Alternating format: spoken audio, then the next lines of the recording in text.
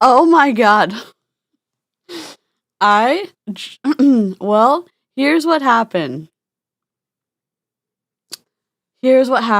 Also, here's what happened. I fell asleep. Also, this is not the latest I have fallen asleep before. My father has also woken me up before, but this is... I'm sorry. I also hope you're proud of me. I went to my mailbox today and got it. The guy was like, "Oh yeah, I got your box." And I said, "It probably went to the old number." He's like, "You are correct." I also... You do see a squirrel. I'm going to open it. I went to my mailbox because I said, I'm an adult. I'm going to go to my mailbox. Because I remember y'all said, I sent something. And I said, okay. I'm gonna make sure I go check it. This went to my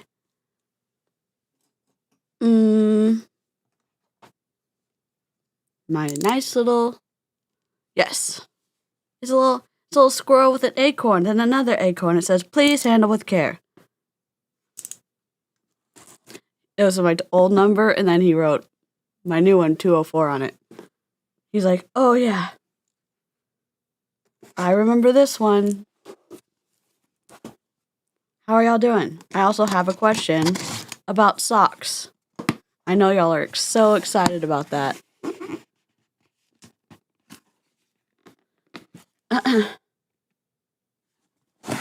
What are we doing tonight? We're gonna take over the world. Mostly.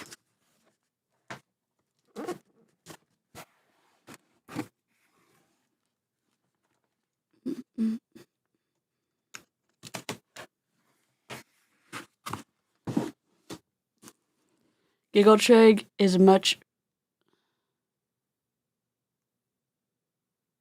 Yes. Oh my god.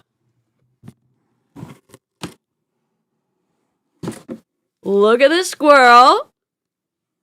Look how cute that squirrel's gonna look good on my shelf back there. Oh my god. Look at the detail on the squirrel.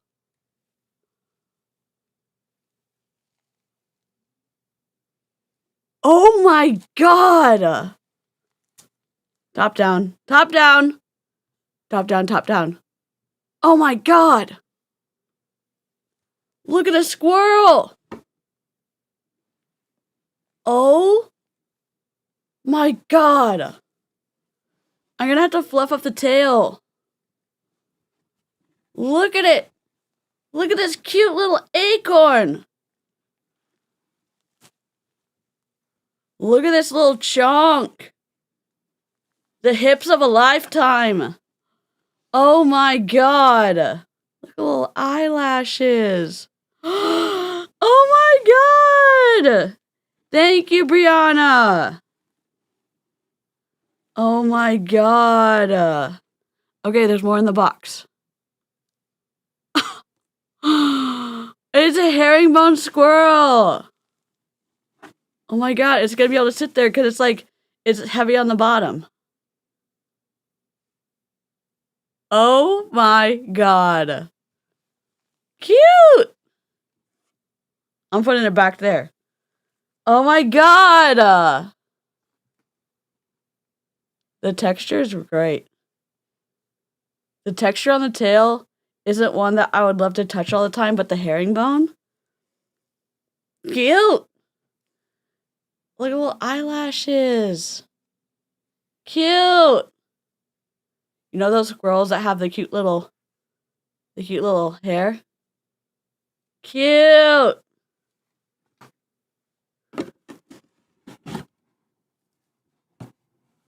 What are these?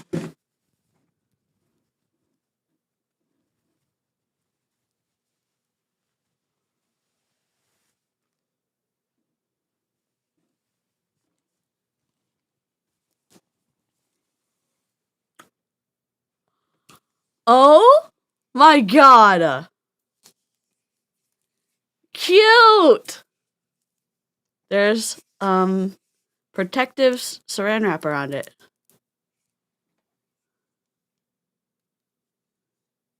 I'm scared.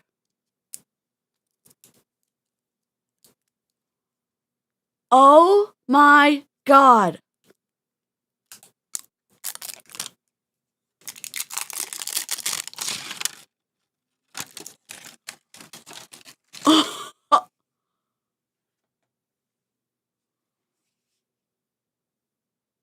Oh.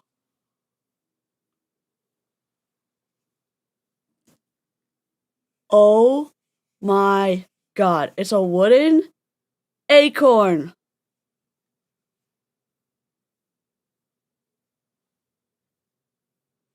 Y'all, we got a wooden acorn. There's another one in here. I think. No, it's something different. Holy cat. What are we even doing here? Whoops. Oh my god. We have a little scene back there. What? What is happening? I'm never gonna be late to my mailbox again. Oh my god, it's a little golden acorn. Except, I mean, it's not golden, but it's like exactly like our little acorns on there. Oh my god, thank you! What is happening? Brianna, what's happening? Oh no, this addresses my This address is one that people send stuff to, so it's one that we, that y'all can see. Yeah, this is one that y'all send me stuff to. So, y'all can see it. It's not one that I check, frequently, but yeah, y'all can mail stuff to me. Except, have I updated it? Oops, this is the old one. Let me update it. Don't send it to 219. 1 second. Dashboard. It's 204 now. It's all even numbers. Hold on. Mail. Edit. 204. The mail gods have blessed us. Oh, you're good. Aunt Jer, thank you for watching out for me. It's 204 now. Can y'all believe it? It's all even numbers. The autism mail gods have blessed me. Because I forgot to pay my mailbox. There we go. Box 204. Cute. We got some fabric too. Let's go.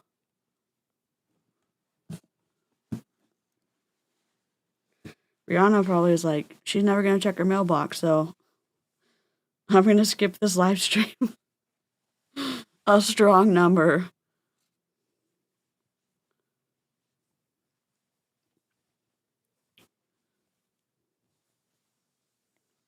I don't know what this is, but I don't want to drop it.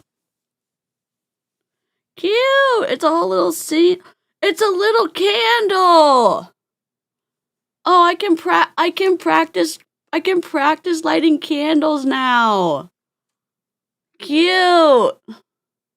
If you don't know, I don't like candles. Why is that? Because of Young Living. Because of Donald Gary Young. Oh my god. You know what we should do every stream? Should get a little lighter and light a candle every single stream. That's what we should do. We should light a candle every stream. I think that's what we should do. Yes, this is actually not a P.O. box, so it's better than the mail. It's better than a P.O. box because I can get more different types of mail. Because, you know, sometimes they were like, we won't mail it to a P.O. box. This is better than a P.O. box number. So it's like a real address number.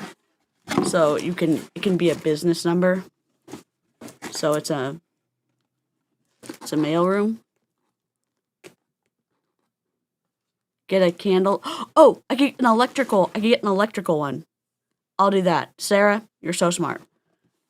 I'm putting our, y'all, we need to name the squirrel. Live chat. Enter your best names. I'm putting our squirrel. Look how cute it is. You're adorable. Look at it. Love it.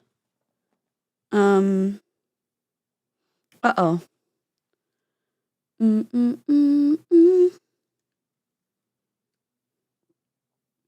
Tori! Look! Wait. Look what we got in the mail that I checked like an adult. The premium content you were all looking for. Hello, I'm DC, and I check my mailbox like an adult. Subscribe. Anyways, we got an acorn.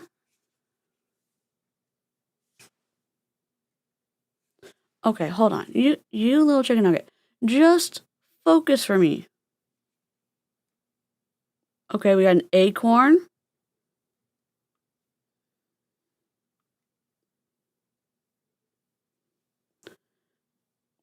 Okay. And then we got a squirrel.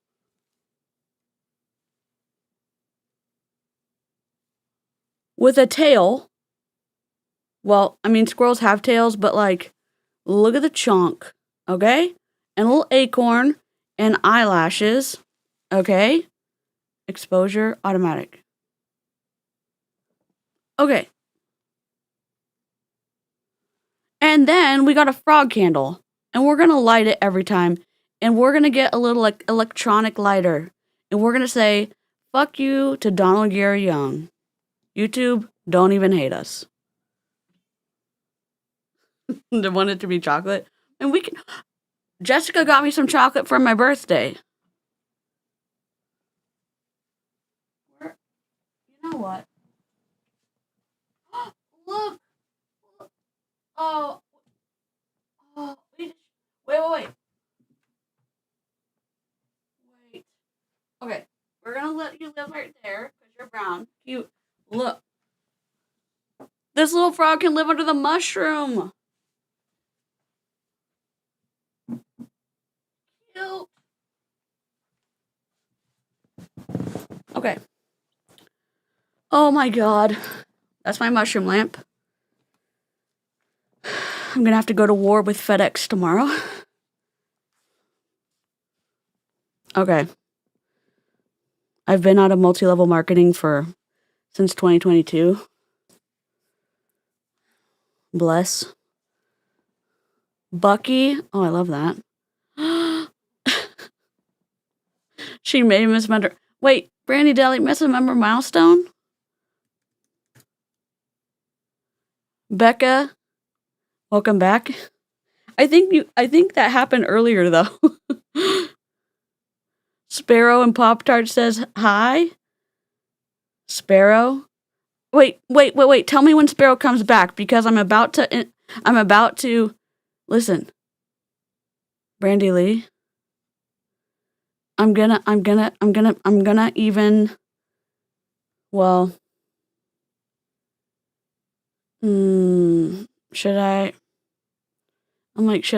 say something without a kazoo for you because I love you? I don't know.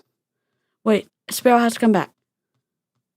Let me know when Sparrow comes back, because this is important. Bartholomew? Greg? No. It can't be Greg, because Greg is from Over the Garden Wall, and Greg is already our... No, but we have... Okay, that's okay. That's okay. The ghosty will live on.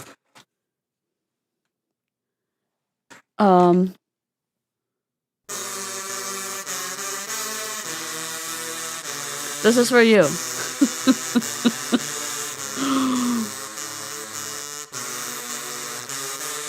Thank you. The queen herself. 28 months. Holy shit. No, I'm not gonna cry. We're gonna be happy. And the ghost is dancing as awkwardly as I am, but has better rhythm.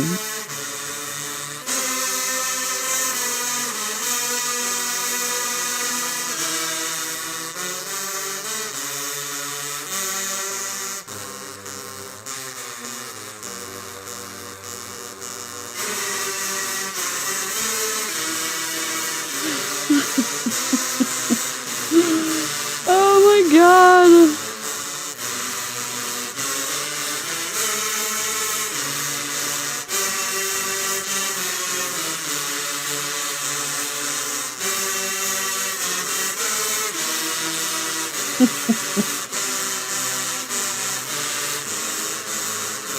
Craig? Save Annie, you win, yes.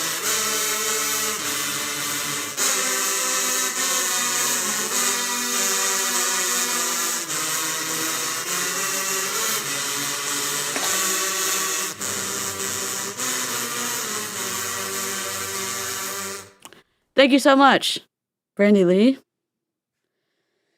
I'm trying to figure out what I should do for your song, but I just figured it out. Ready?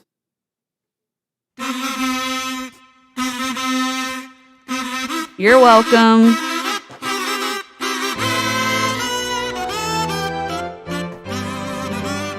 Don't unsubscribe. I love you.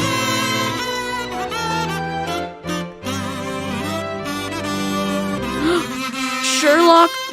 Oh.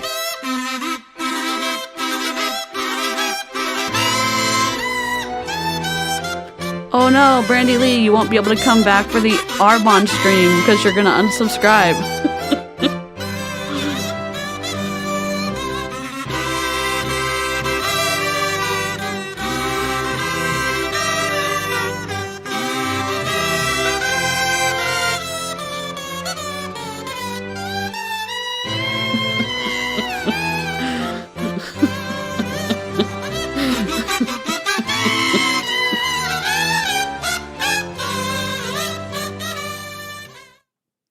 Brandy Lee, you are much loved. I hope you come back for the Arbonne stream and that you don't unsubscribe because the 24-month one has no kazoos in it. You can do it. You can make it. You can do one more month. We love you. You're in it for the long haul. Over the top? We need to get over the top sound. The over the top soundtrack? Premium content.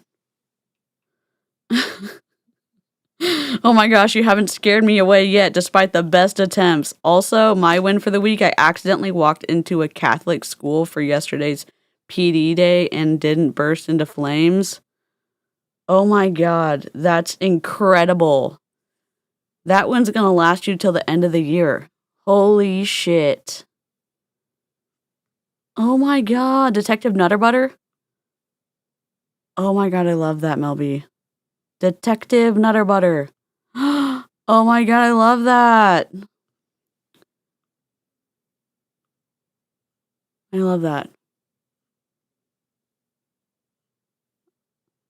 I love Craig too. Okay. Y'all, I love the names. Okay, here's my question about socks. I know the Canadians, I know the clean people have their house shoes. That's not my question, okay? That is not my question.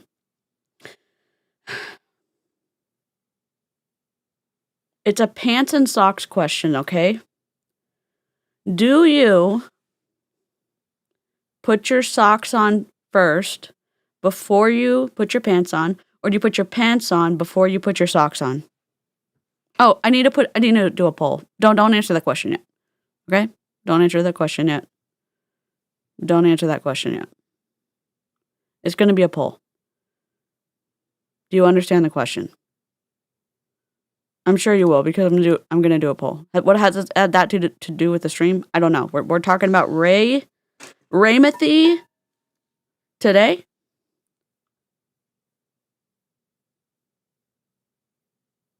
What? Oh. Start a poll.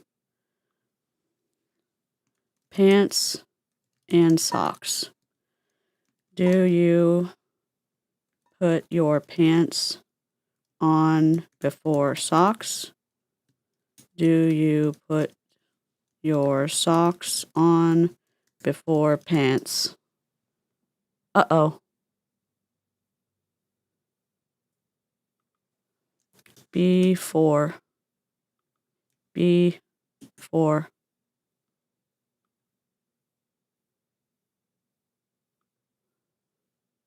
Uh-oh.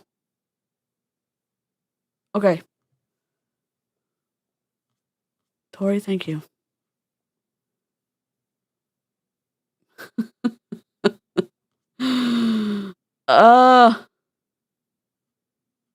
Wait, what did...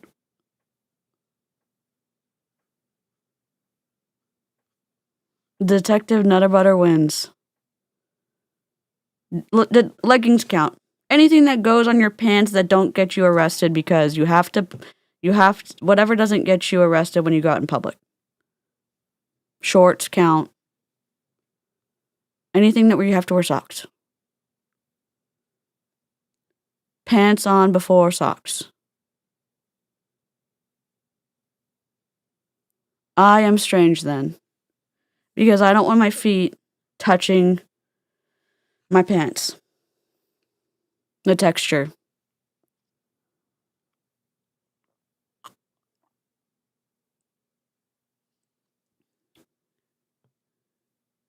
I need clarification for socks.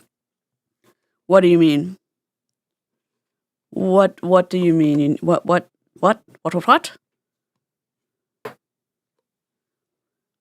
You rarely wear socks? Oh. That's okay. I should have done a third option. I don't wear socks.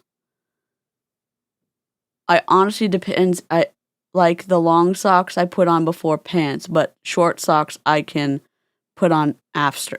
Got it. I don't like my feet touching pants. It's not about the bunching, it's about the texture of touching unevenly on the pants. I will literally fight anyone who says leggings aren't pants. Sure, leggings are pants. And I will win because of my superior range of motion due to wearing leggings as pants. My dad does socks first because he hates the pants. Michaela! Your dad and I are twins. Yes. Pretty much the same. I do not want my feet touching my pants. I do not like to adjust my socks through extra fabric. Socks are claustrophobic for me. That is understandable. My sister wears her chacos pretty much all year round. I mean, have a ridiculous amount of socks for someone who would live barefoot if my feet weren't always in pain and required shoes. I understand.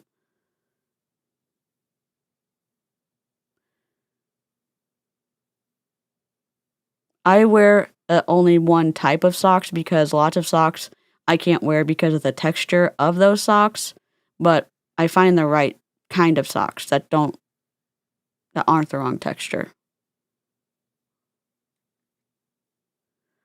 Feet slide through clothing better in socks. Okay. So, most of the people, do you put your pants on before socks? They put pants on before socks. So I am the odd person out. I wear because you are in Canada with the cold, with the super cold. But your summer's like the winter here, right? It depends on how tight the jeans are. Costco socks are always a win for me. Like the Puma ones. I have a collection of socks who designs on them from Disney to cuss words. I love that. It depends on the texture of the socks. Okay, y'all win. Most of the live chat has said pants on before socks. I put my socks on before my pants. Alexis, I went to my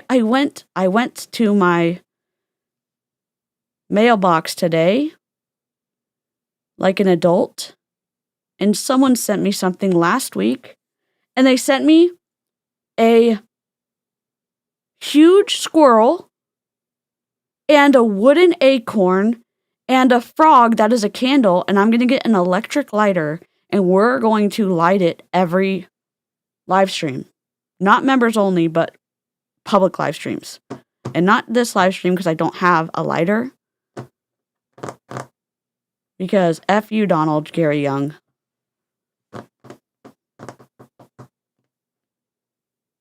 Off topic, I'm drinking milk for the first time in forever for the protein. I don't like it. Should have got chocolate milk. Oh yeah, get some Hershey's and put some of that in there. Also, milk at a certain temperature is undrinkable for me. If you put your milk at, you know how refrigerators are like, oh, we're going to be at this temperature. You got to put the temperature of the refrigerator down at the unacceptable. Like, we don't really agree that you should be at this temperature, like at the 34, 33 degree. That's the perfect temperature for milk. It's being really cold. So good. I can't really drink milk, but if I have to, it's the best at the super cold temperature. Like when it almost starts getting crystals in it, that's the good temperature.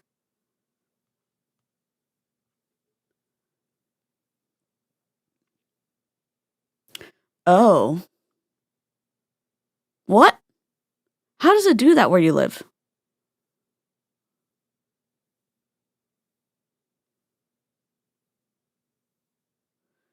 Hmm.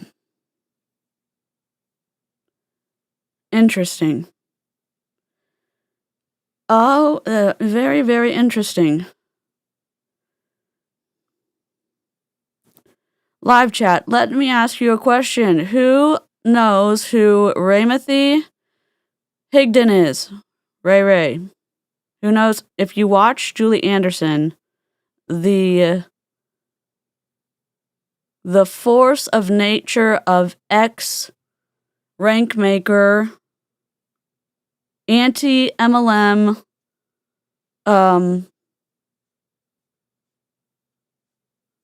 I don't know how to even say it. Anti-MLM,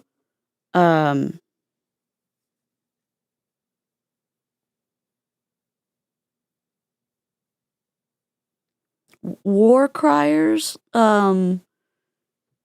people shouting from the rooftops that multi-level marketing companies are product-based pyramid schemes. Super amazing content creator. If y'all know her, she was in Monate, woke up when she was in Rank Makers and Monate, left Monate, and realized that Ray Higdon was King Chicken Nugget, my words, not hers, but high control group leader, and has been screaming it from the rooftops ever since. We are going to be watching one of his videos, and it's called "Are These Mistakes Killing Your Sales?" 21 mistakes on a 21-minute video. I don't know if he thought that was cute, but he is now a Christian cult commentator. Oh, that was my words, not his, but he has gone into the Christian sphere spouting his Christian commentary. In my opinion, he is very quickly becoming a unethical, creepy, in my opinion, Christian cult commentator. That's my opinion. And if you're an ethical Christian, super welcome here. If you're an ethical, kind human being, super welcome here. If you're just a ethical, religious person, super welcome here. If you're a lint licker, that behavior is not welcome here. The moderators will put you in timeout. If you learn from your behavior, you're still welcome here. That's all. Oops. Why can't I? Oh, not here. Not in. Dadgummit. Where are you playing in?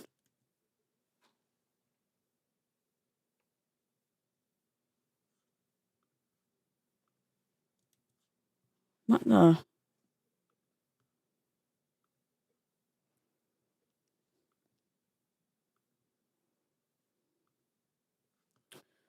I'm sorry, chat.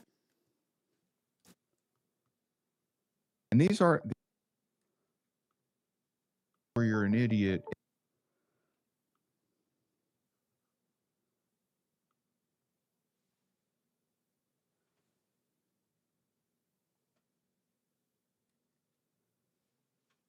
We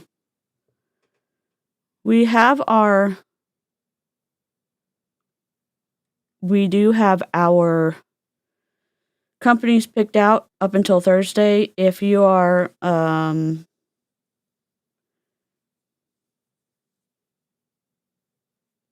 Arbonne fan, we'll be doing that on Thursday. We will be doing Live Good, John Melton with Nueva. Tomorrow we are doing, well, I'll just tell you because we have it organized. I don't know who I am, but Aaron helped us out. Live chat helped us out. We're doing Sensi tomorrow, Live Good, Prove It, Prove a Life as I call it, but Prove It in Herbalife, John Melton, Arbonne, Make Wellness, My Daily Choice, Avon, Young Living. There's a company called Damsel in Distress. We're doing Amway, we're doing Pawtree. Later on this month, we're doing doTERRA. We're working our way through the month, and I'm really sad that October is closely running to an end. So I love October, and I hate that it starts and ends so quickly. Well, our Arbonne expert. Well, I'm into it. Oh my god. All right. Let's switch scenes. And here he is. Coming on up on Sales with Ray Higdon. I'm going to move the captions. No. That's literally not what I want.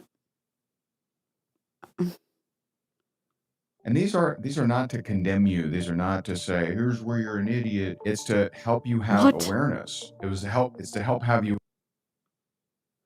Why can I not move these captions? Help build your awareness around what you could be doing differently, what you may not be doing, what's in your blinders, what's in your blind spot. And so this is designed to help you, certainly not condemn you. Today we're doing 21 reasons you aren't making more sales. Okay. A little different. All right. Here we go. 21 reasons you aren't making more sales. Number one, and this one is at least this first one is in order. This is the number one reason. Okay. It's not the only reason. And just like yesterday, some of these aren't going to resonate with you. Some of you aren't making these mistakes. Okay. And I'm willing to bet that if you aren't making the kind of sales that you want to be making, that 2, 3, 5, 10 of the reasons that I'm going to bring up today may hit you between the eyes. And you may see, oh goodness, oh wow, I needed to hear that. I saw a lot of comments that were like, ooh, I needed to hear that. It's interesting. It's very interesting to me. Let me just really quickly figure my life out so I don't keep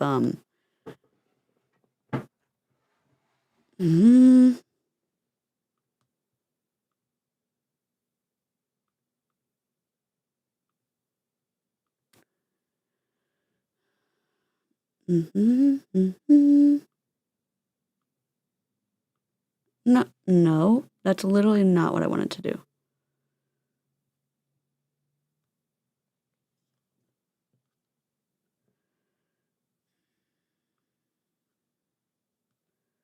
We are going to go to run scene, presentation video, run scene.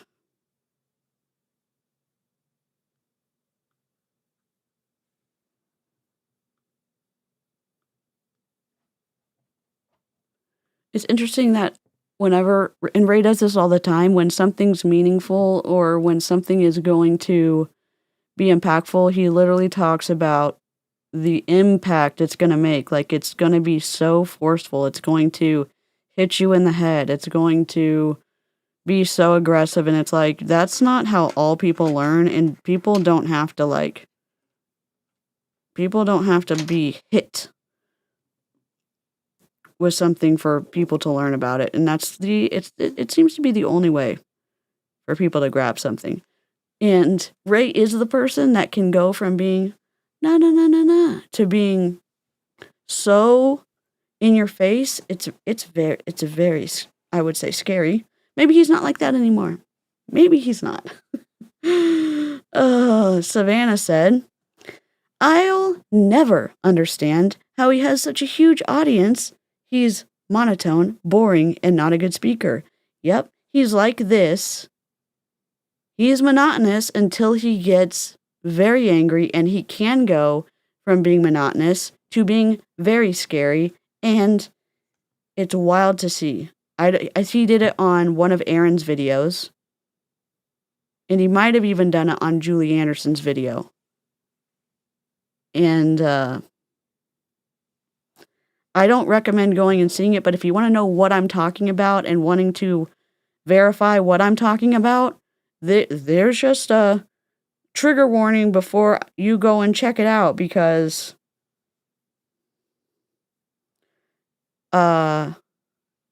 if you've ever been around people like that, you know what I'm talking about. And I'm not saying people can't change.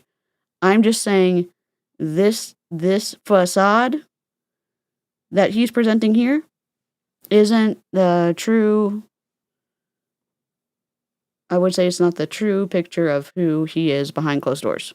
That's all. Ash, what's up? 21 reasons why you're not being successful is your fault. Yes, Stacy. Has anyone seen that video that I'm talking about? Let me see.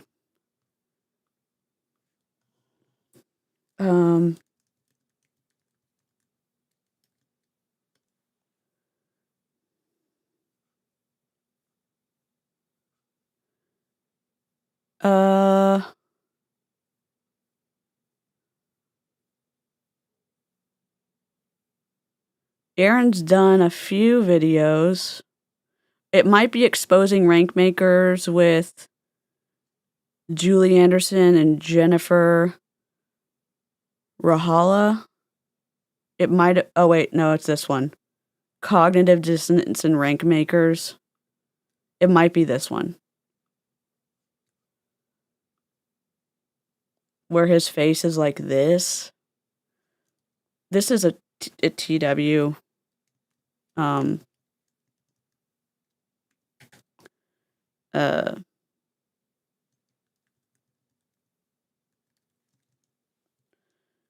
If you're gonna go leave this stream to go watch it, can you just like the stream before you leave? That'd be cool. I think it's this one. I literally think it's this one because of the. Here, I'll show you the screen. The screenshot. I'm not trying to like be what's it called? Stingy?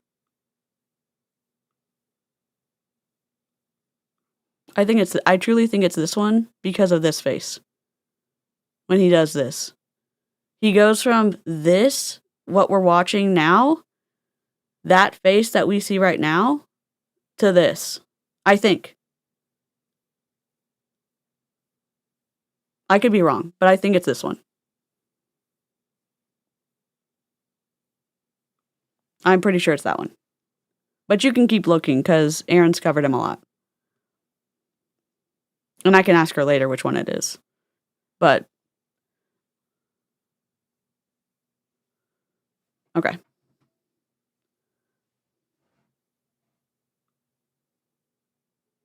That yesterday. And so I'm sure we'll see that again today. All right. Number one, this one is in order. Just number one, you aren't asking enough people. So the number one reason you aren't making more sales, you're not asking enough people, period. That's the deal. That's the problem. That's the biggest problem. If I could give you one instruction, it would be say less to more people. Don't care if they join you or not. Don't care if they sign up or not. Don't care if they buy or not. And just talk to more people. That would be my number one piece of advice. If I can only give you one piece, that would be it. So the number one reason that people aren't making more sales, not asking enough people, period. Number two, you aren't following up. I mean, the pros know this. 98% of sales, up to 98% of sales are. So we're not talking to more people. I understand this in a way. Sales is one of those things that's difficult. I think the one of the things in multi-level marketing is that they're not trained by sales, the people that have been trained actually in sales by somebody who's learned that in college or learned that in an actual sales environment. They've learned that by unsophisticated volunteer sales force. No shade. That's just the environment that you're in multi-level marketing. And they're told to do these things that are literally ridiculous. Go harass people on social media. Go harass people in Facebook groups where you're in there to talk about golden retrievers, people who like golden retrievers, and that's all they're in there to do. Yeah, go in there and make friends with people for the sole purpose of talking to them about Pottery, a multi-level marketing company, or go in there and make friends with people and then start talking to them because you see a lot of them who are in there who are fat. And then make friends with them and start talking to them about Optavia. And then see if they want to be tagged in a video about Optavia. Do you see what I'm saying? Like, what? No, there's literal... That's not how sales works in ethical sales environments. And I know you can say, oh, well, I don't like door-to-door salespeople. Okay, but can we all agree that door-to-door salespeople maybe is a little more ethical than what's going on in the hey hun sphere on social media? Faking friendships and then finding out that they weren't actually looking to be your friend. They were taking you to coffee in the months and months that led up to that twisty fake friendship that you thought was real culminated in a sales pitch for Mary Kay, culminated in a sales pitch for doTERRA, culminated in a sales pitch for Avon, culminated in a sales pitch for fucking Enagic. That's so twisty for your brain. In my opinion. Talk to more people? Sure. Oops, my bad. Just trying to press play. Made in follow-up. So what makes you so special that you think you're going to close everyone on your first encounter? How come that's right for you but not anybody else? Number 3, now I could have expanded this, but so number 1, you aren't asking enough people. Number 2, you aren't following up. Number 3, you're only following up, but it's fewer than 5 times. You're only following up fewer than 5 times? You're getting blocked on the second time, honestly, if you're only doing this on social media. Ray Higdon, you're getting... Why is this not centered in the purple?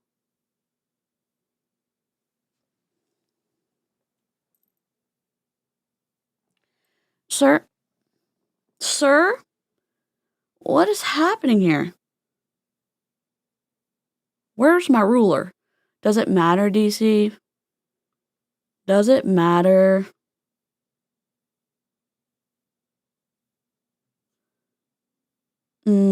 So 30 to 29 plus 30 to 29 plus what? 2?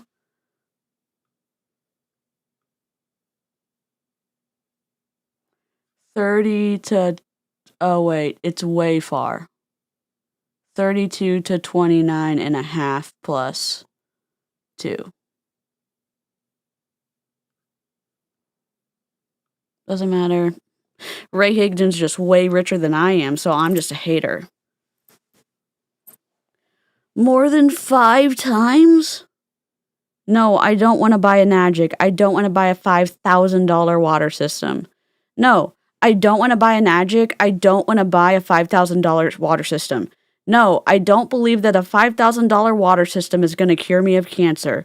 No, I don't want to buy a water system that's going to make water that's going to clean stuff. No, I don't want to buy a water system that you're telling me on the water cleaning system, that I'm going to drink that because it's going to cure me of cancer. No, I don't want to buy a $5,000 water system that is super expensive and is going to give a $2,000 commission to whatever, you. No, I don't want to buy a water system that if I sign up, I'm going to get a discount on it. No, no, no. No, no, no, no. No! So, you just mean not right now? I'll follow up in a couple months. You're harassing me. Oh, no, no, no, no, no. I just want to make sure you don't want to do this. What? Oh, I hope you had a good time at work. It's good to see you. 5 times is too many, 7 times is too many. No thanks.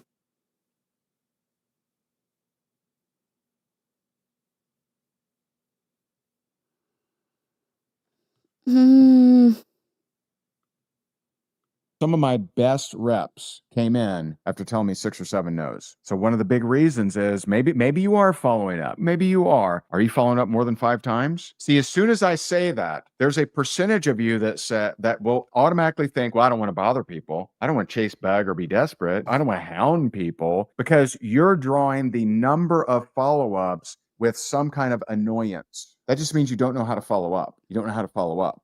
When you know how to follow. Okay, show me an example. Here's the issue. Other than like whoever is doing your videos, like that's fine. I know a bunch of people are like, oh, I don't even look at the text. I'm listening to what Ray says. I love that you're an auditory person. I can't even hear what he's saying sometimes, and I've learned to try to listen to what people are saying when I started doing anti-MLM. If I was just being myself, I can't even hear what someone is saying because I'm speed bumping on the text. Show me an example of what you're talking about. Cut this. Go to a scene. Do a mock scene of what you're talking about. Show us an example. Do some type of training. When in MLM have we actually seen someone say something and do an example? In Zoom trainings, do an example of what you're talking about instead of just saying, wow, you're really stupid. You're really stupid for not doing this right on Instagram. You're really stupid for not doing this right on Facebook. Well, why don't you show us what we're supposed to be doing on a post? Why don't you show us what we're supposed to be doing on Instagram? Why don't you do a voice note of what we're supposed to be doing? Why don't you show us the message that someone sent you that's really hard to respond back to, and you respond back to it, and then show us what it's supposed to look like? Why don't you show us what we're supposed to be doing? Oh, instead of yelling at us like we're the problem, show us what we're supposed to do in response to us. In response. Oh, sorry, you forgot to do that? Follow-up. Your follow-ups aren't a nuisance. They're not a bother. They're not hounding. You're not chasing them, begging them, or bugging them. You are. Just doing the thing. Some will respond, some won't. That's okay. Number 4, your social media doesn't raise any curiosity. Now that widow word raises curiosity for me. This is.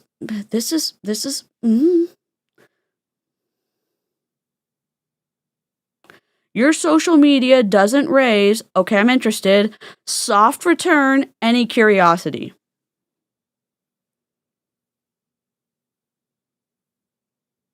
What curiosity? You know what's annoying? Not doing enough. Or tell me what your damn business is about. Because if I can't find anything about what your business is, I know that you're hiding it and you're trying to make it so I have to message you. That's annoying as hell. Trust your audience a little bit. Because if you're going to make it a game, I'm done. It's a business. Don't play with your customers. Treat your customers like you can trust them. Don't treat it like you're scared they're going to go to somebody else. If you're supposed to treat someone, if you're supposed to make it like you can know, you want someone to know, like, and trust you, you can trust them with what your business is called. Okay? And if they're going to go to the internet and go, Enagic, they're going to go to YouTube and look at Enagic, and they may find some content that doesn't look good. And then if they already have a relationship with you, they may go to your DMs and say, hey, why don't you tell me a little bit about Enagic? And they're going to tell them, and maybe they'll still join you. And maybe they won't, because hopefully anti-MLM has given enough information and they can weigh it out. But you're going to make it a game. Building a relationship with someone isn't a game. Doing stories on your Instagram isn't a game. Just show them what your reel is. Just let them go to your link to view the YouTube video. It's not a game. It's not a fucking game. Hello, lemons. Dither. Our cult leader and Christian in chief, Ramathy Higdon, is telling us what we need to know. 21 reasons why we're not making sales. And I was a lot of minutes late to the live stream. And I went to my mailbox on time, and I got a squirrel and an acorn and a frog candle. And my frog candle is living under the mushroom lamp. And my squirrel, that's huge, is living right there now with the acorn. And I'll show it again.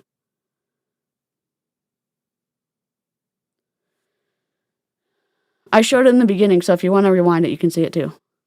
Then explain dating games.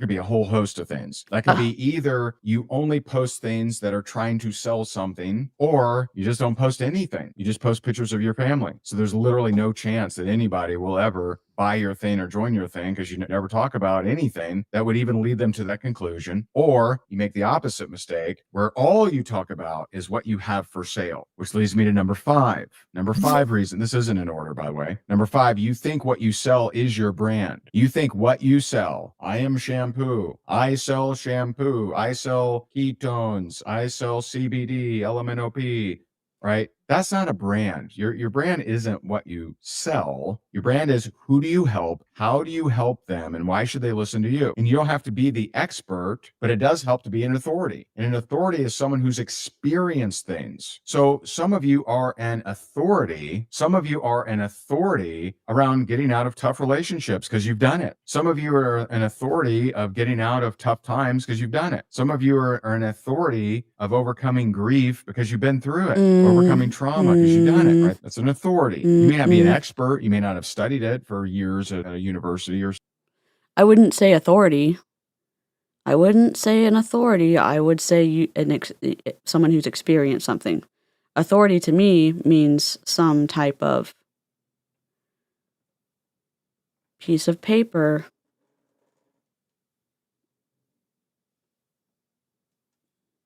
With you having graduated from something, but maybe I'm wrong on that. Maybe that's just my perspective. Someone's perspective can be different. I don't know. Something, but what you sell is not your brand. How do you make people feel? How do you help them? How do you add value, whether people buy from you or not? All of those things help you. What? I mean, it can be your brand. It can't be your brand. It can be your brand, sir. What do I know? He makes a lot more money than I do. Increase your sales. Has this been helpful so far? Number 6, you spend way too much time on the wrong prospect. I haven't made my thumbnail yet, so.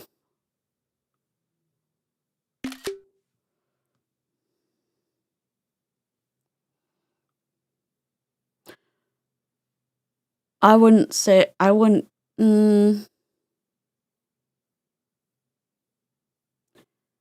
mean, that's meaningful in in sales?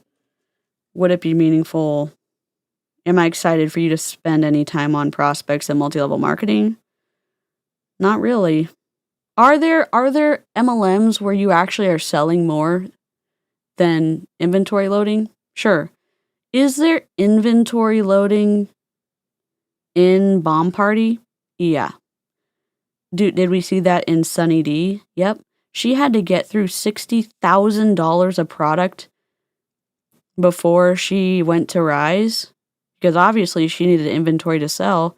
She got through that because she was a big Bomb Party leader. Can you imagine a smaller leader trying to get through that much inventory before she had to go to a new company? She couldn't have.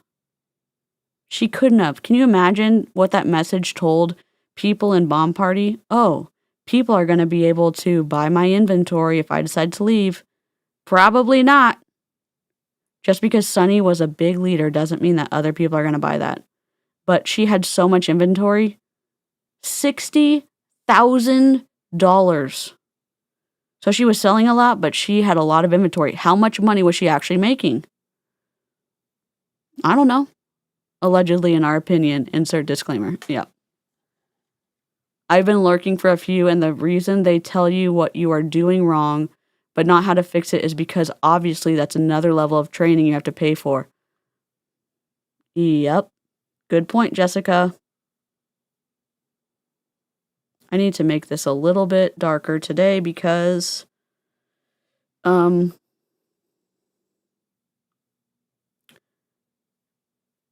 Ray has the purple backgrounds from hell. And I love purple. People say, how do I turn my brother-in-law around? He thinks I'm going to prison. Do you mean turn him around to like push him away, like with your foot or something? Like what? Many of you spend way too much time dancing for someone who will never clap. You're trying to convince people. You're trying to get, if only mom would support me, if only my brother would see the light, right? Cut it out. Remember rule number 1? Go ask more people. Say less to more people. That was a good one. Is that a good one? Number 7, you get easily frustrated when you get rejected. I swear, man, if I had to do it over, when I was... You realize that you have to readjust the text when you have more lines so that you can be in the center of your number. That's okay. That's okay. We're supposed to be listening to what the person is saying. This is a funnel. Here is everything you are doing wrong. Pay me to fix it. Yes.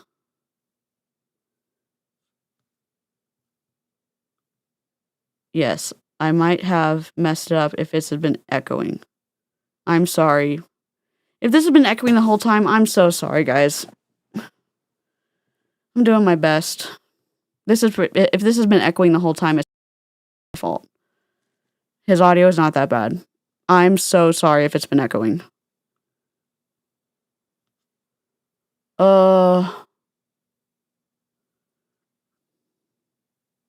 As some of you Is are that better? aware of the book I co-authored, Go for No for Network Marketing. Go for No for Network Marketing, it helps you with lowering your resistance to rejection and your reaction to...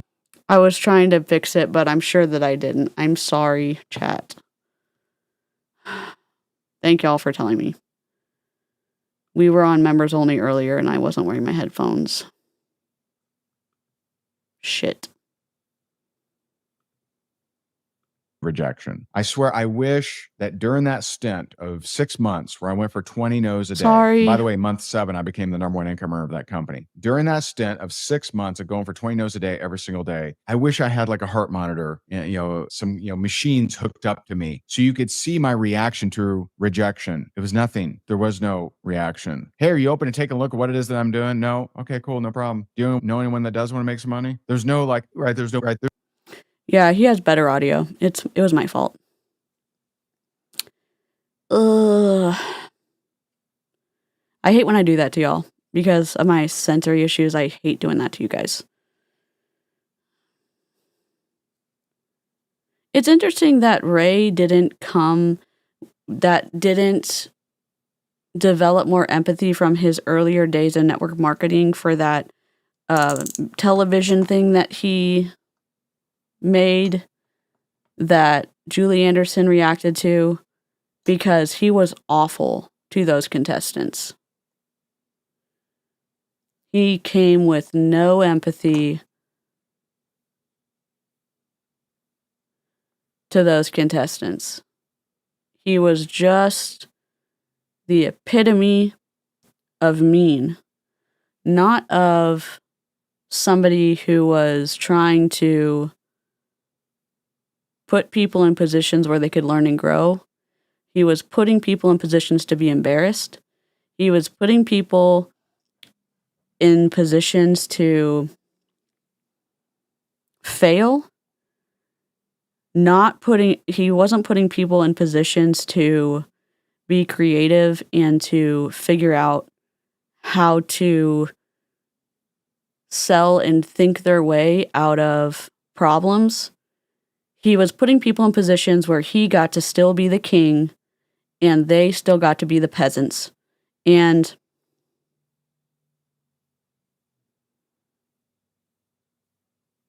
I think he has forgotten what it was like to be the person selling his way to the quote-unquote top of the pyramid. Not that that's ever necessarily the way for everyone to do that, because you really, in my opinion, have to get in early. But to lose, and I know everyone's like, you have to get in early, there's no way to do that. But for him to lose empathy for people, and I know everyone's going to say, like, he never had empathy. That you do develop some type of empathy when he's saying, I did this when I first started. He had some type of experiential something that he remembers, because we're seeing it here in this video. He did not extend that memory of that behavior to those people on that show he created. He just was able to say, I was better than them, and I'm not going to extend any of that memory to them. I still get to be the king. And it's like, ew. Yeah, you can go watch it on Julie Anderson's channel. You can, I think, watch it on Aaron B's channel. I don't remember what it's called. I'm sorry.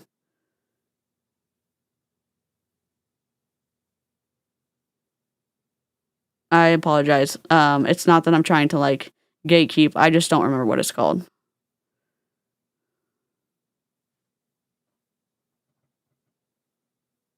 There's no variance because it just wasn't a big deal. Some of you like, hey, would you open or look at my thing? And they say no, and you're like, oh, why? You're not being funny. He's not being funny right now. That's not what people are like when they're trying to get sales. That's not how people are.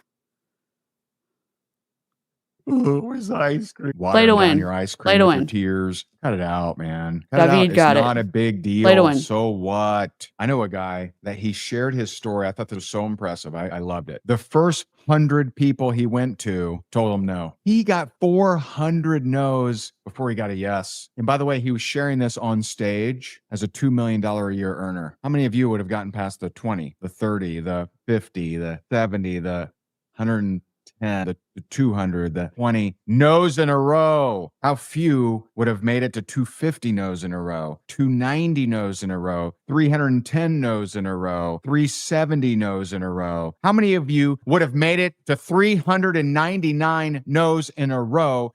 Do you see that?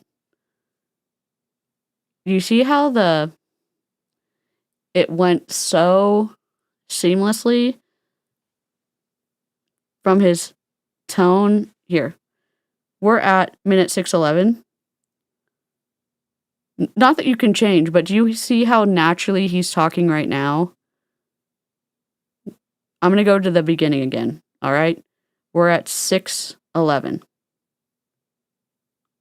It's to help have you help build your awareness around what you could be doing differently, what you may not be doing, what's in your blinders, what's in your blind spot. And so this is designed to help you, certainly not condemn you.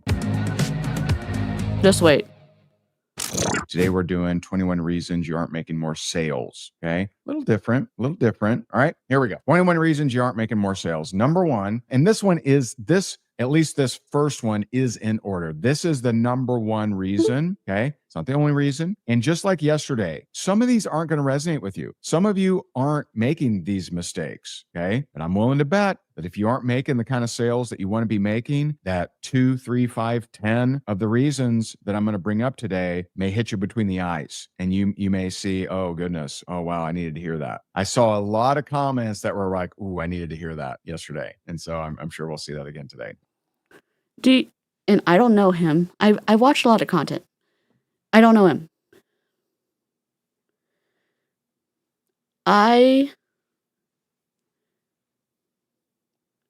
When he's trying to be this,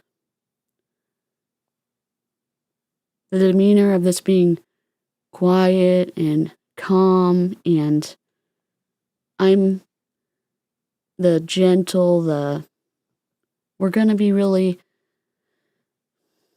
be talking about all these things, and it's going to be a really teachable moment for everybody. 21 reasons that you aren't going to be making more sales, and it's going to be a really great conversation. It doesn't really flow. You know what I mean? And then when we get to minute 6, that flows, but it's a lot more intense. I'm just saying, this doesn't really flow. It's not as natural. It's not his natural vibe. It's not his natural wheelhouse, in my opinion. I'll just do 10 more seconds and then we'll go to minute 6 again.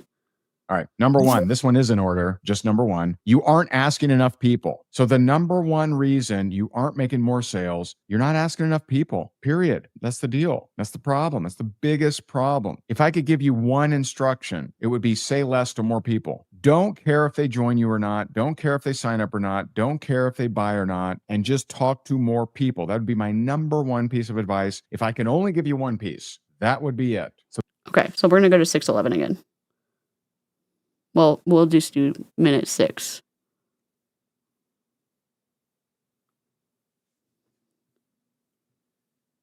In a row, 290 no's in a row, 310 no's in a row, 370 no's in a row. How many of you would have made it to 399 no's in a row and then quit? And here he was as a $2 million a year earner. Unbelievable. Unbelievable. The guy at the time was working as I don't know if he was the bellhop or what, but he was working for he was working at a hotel. He was living in the ghetto. 400 no's, not before success, before his first yes. How many would have lasted? Not many. You would have got to 30 and said, this ain't for me. You would have got to 62 and be like, I've had enough of this. Got to be tougher. Number 8, you're more worried about how you look to someone than possibly helping them with what you offer. It's reason number 8, you aren't making more sales. You're more worried about how they'll judge you just for asking them. I don't care. Okay, but that's meaningful. In society, that is in society, that is a meaningful barrier for people. Ray comes in with a dress shirt, dress slacks, a belt, dress shoes. It is a separator from people. If you're coming into multi-level marketing and you're seeing someone present the opportunity in business attire, you have no business attire, and you're saying, okay, I don't know what makes someone successful, but visually I see you in business attire and me not. Outwardly, that's successful. Okay, so what do I need to wear to be successful? I need to wear business attire. Okay. So I need to make sure that I look like you to be successful. We try to mimic what people do to be successful. That's, in my opinion, why we pick up. I think the word is I'm going to make sure I have the word correctly because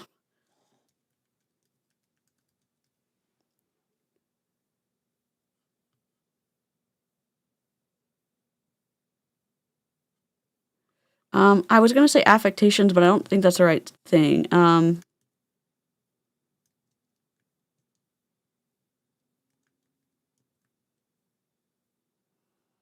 Mm,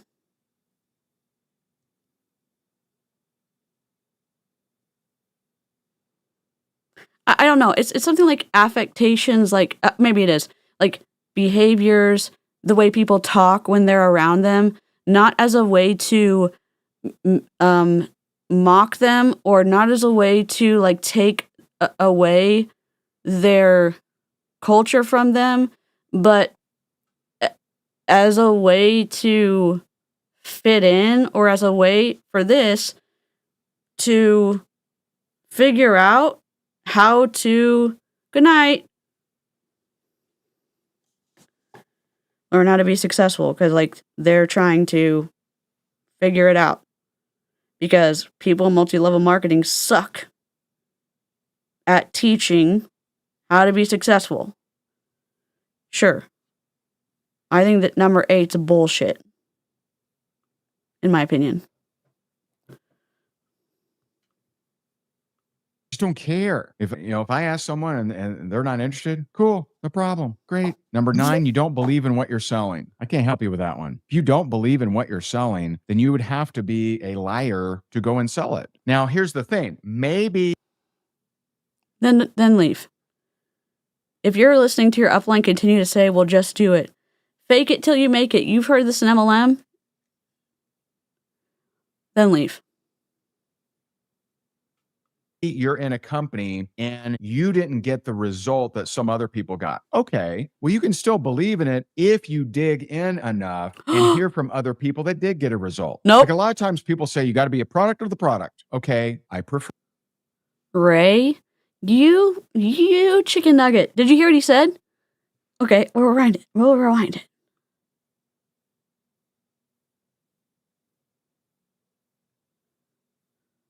You don't believe in what you're selling. I can't help you with that one. If you don't believe in what you're selling, then you would have to be a liar to go and sell it. You would have to be a liar to go and sell it. Then he's going to backtrack. You would have to be a liar to go and sell it. And then he says, but. Now, here's the thing. Maybe you're in a company and you didn't get the result that some other people got. Okay. Well, you can still believe in it if you dig in enough and hear from other people that did get a result. No. And here's why. How many people are passing around one picture? Look around. Is everybody passing around the same picture? How many different pictures are people passing around? I would encourage you to do this. If you don't have your own anecdotal evidence, then do not give any evidence. Then do not give any testimony for the products that you're selling. Do not make any claims that are outside of what the FTC allows you to do. Do not give any claims about what the FDA allows you to do. And then see what you can sell. Oh, but that makes it really hard. No shit it does. You're just trying to cramp my style, DC. No, they're called guardrails. Do you understand that? Consumer protection? But what needs to be why do consumers need to be protected from lotion? Well, why do consumers need to be protected from essential oil? I don't know. Why would you need to put essential oil in an IV bag? Why would you need to say an essential oil can help a child, an infant, be protected or heal them from the RSV virus? Why would consumers need to be protected from someone telling them that essential oils can cure them from pertussis? Why would consumers need someone to protect them from someone telling them that essential oils can cure them from cancer when there's no studies that show that. But it's true, DC. Then why isn't anyone doing any studies, and why aren't there any studies that show that? Oh, because Big Pharma doesn't want us to do that. Do they not? Do they not? You can do studies on anything. Oh, well, they're really expensive. Do you realize how much money Young Living makes? What do you mean? What do you mean? What do you mean? Why do they have it printed in a book then about what you can do with all those fun essential oils?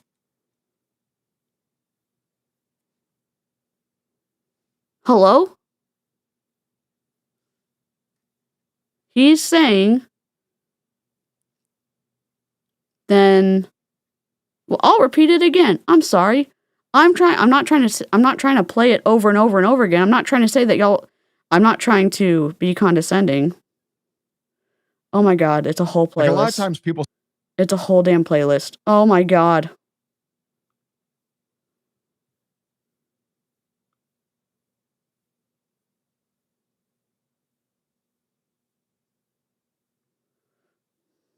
You're selling, then you would have to be a liar to go and sell it. Now, here's the thing. If you don't believe in what you're selling, then you'd have to be a liar to go and sell it. Okay? I know the essential oil believers believe in what they're selling, but you need to look into the guardrails, especially into the user agreement that Young Living tells you what you can and cannot say. You need to look at that again. I'd like to direct your attention to the structure function section and read all the words around that.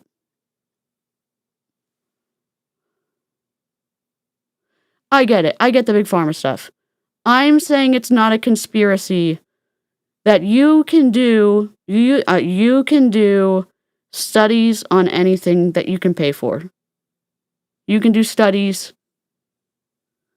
You can do studies on anything that you can pay for. That's what I'm saying. You can do studies on that because my friend who got her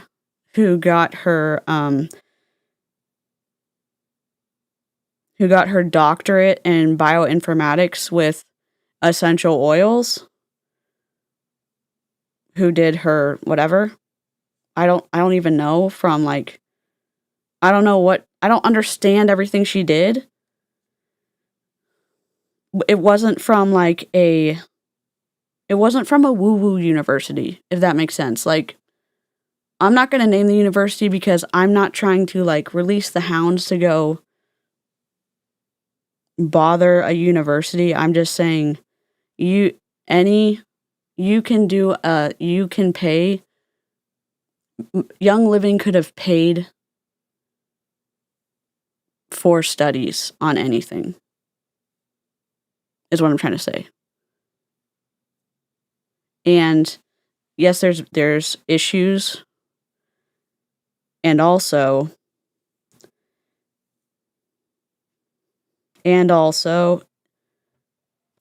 we have medicines.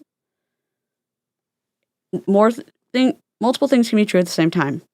We have medicines that have helped people, and we have medicines now that have kept more people alive than have ever been kept alive in any time in history than at this point in time. Are there issues? For sure. The science that we have now, I don't want to cry. I'm saying it's multifaceted.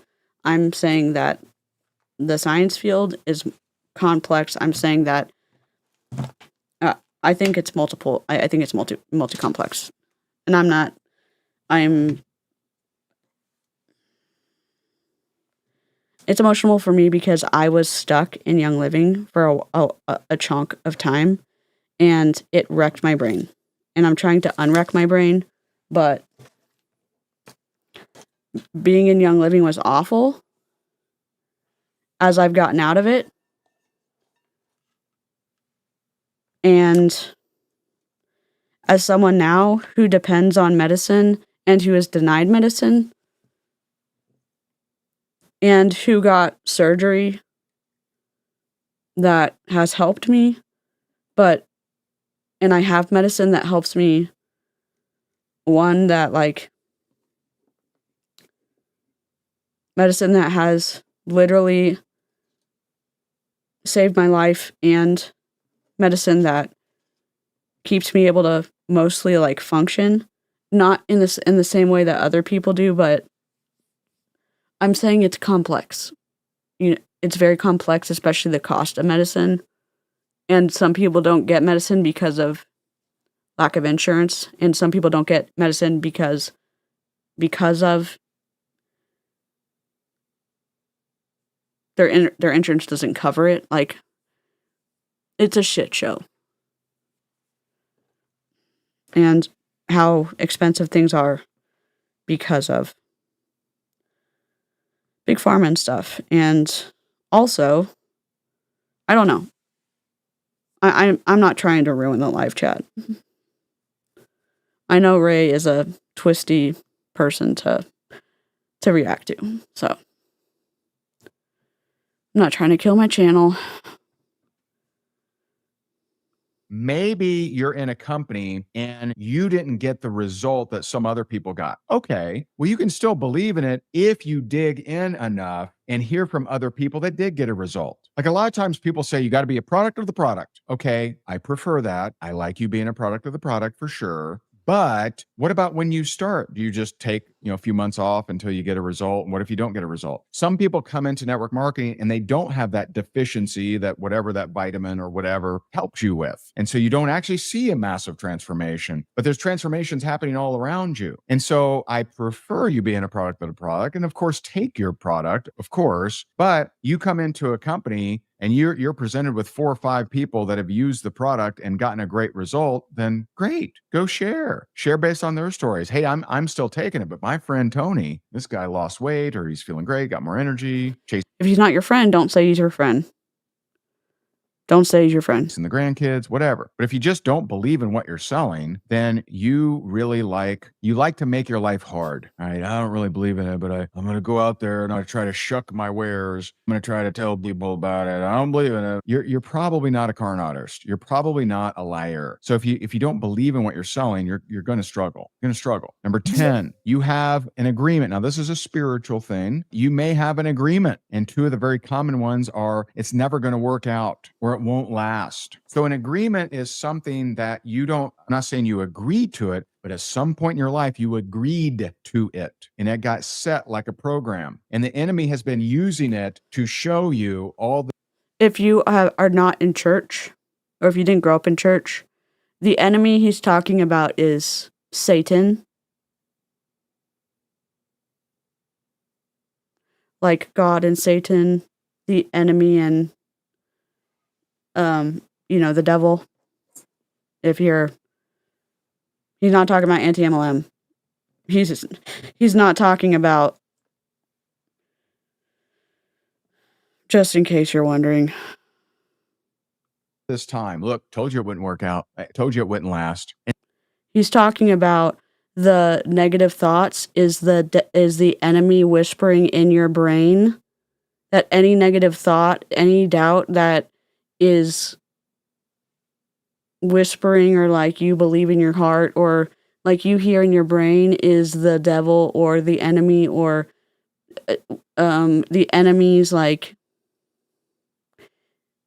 demons or whatever, putting doubts. And I know I sound crazy right now. I'm telling you what some churches and what his church teaches him.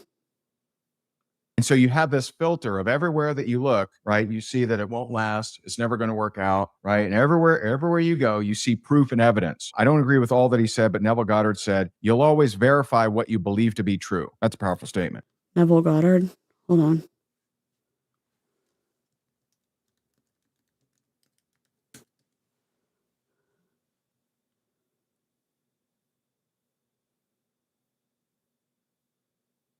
Yeah, he's a Christian.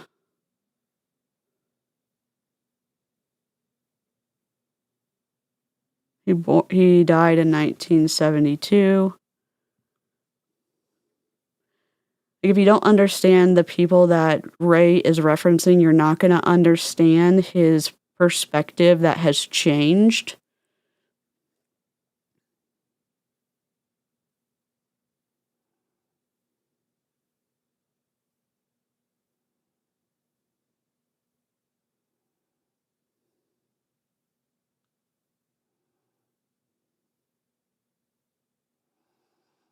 So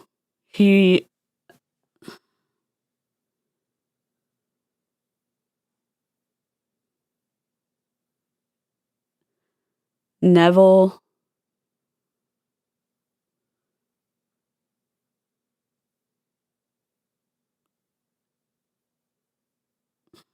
focused on Hermetic philosophy, incorporating ideas from Christian Kabbalah, Western esoteric traditions during the Renaissance period.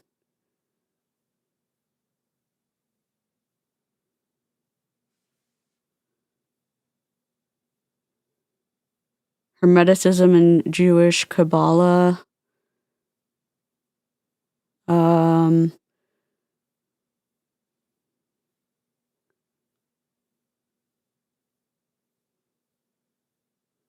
So New Thought, New Age spiritual teachers.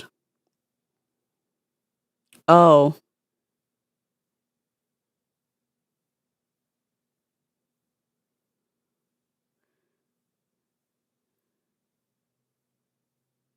So the organization, though, from Neville Goddard and Dr. Joseph Murphy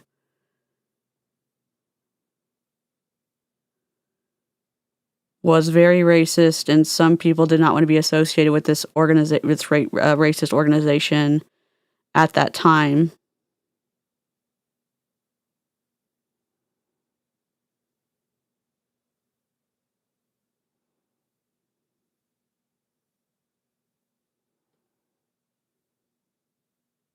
I'm trying to see what his perspective was, because if he's referencing that, Ray is more twisty than I was anticipating. Your faith and your fortune.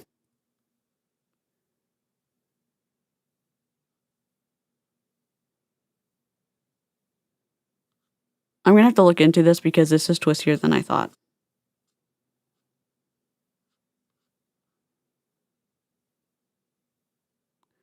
Self-help and Bible exegesis.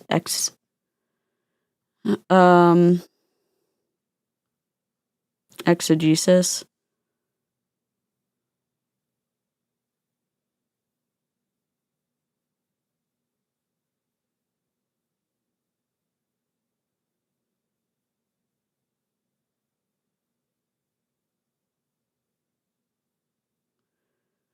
Okay, sorry. Why would you go and verify something you believe is true? Wouldn't you verify stuff you're not sure about?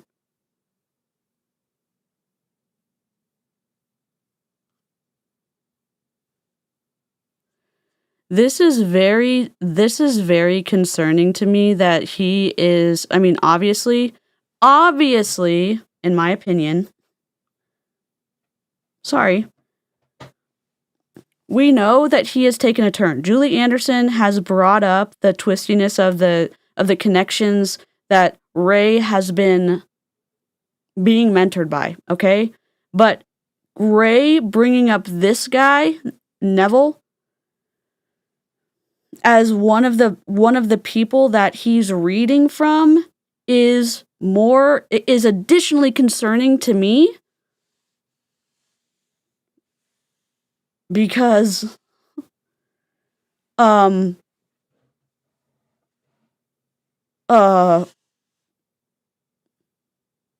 mother forking shirtballs gets twistier and twistier. The squirrel trail has brought us to extra twistiness. Oh my god. Oh my god.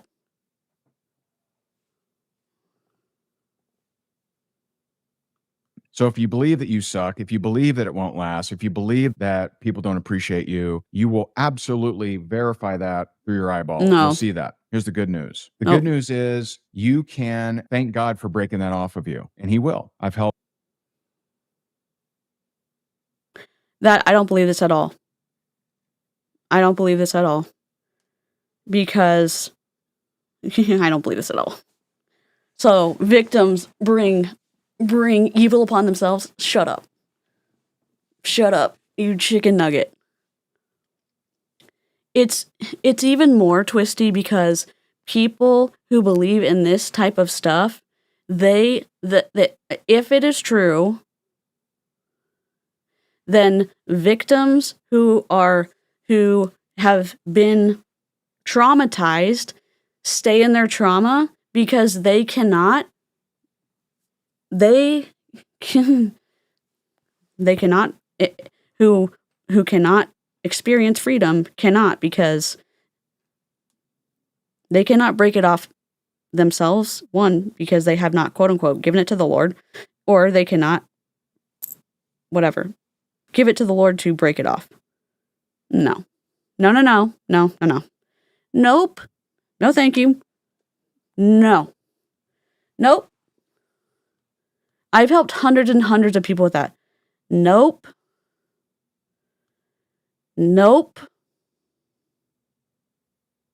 We went in the spiritual agreements part of this training. He tricked us. We went from 21 reasons about selling, 21 mistakes killing your sales, and now we're into the religion part. Nope. No, thank you. And again, ethical Christians, welcome. Twisty shit, not welcome. Hundreds and hundreds of people with that. Father, thank you for breaking this agreement off of me. He'll do it. He'll help you. He'll heal all parts of you. There's a lot of really rich verses. Someone was asking about healing your subconscious. There's a lot of rich verses in Isaiah around healing all parts of you, making rivers in the desert. There's a lot of really powerful stuff in Isaiah. Highly recommend. Number 11, you aren't consistent. Know that all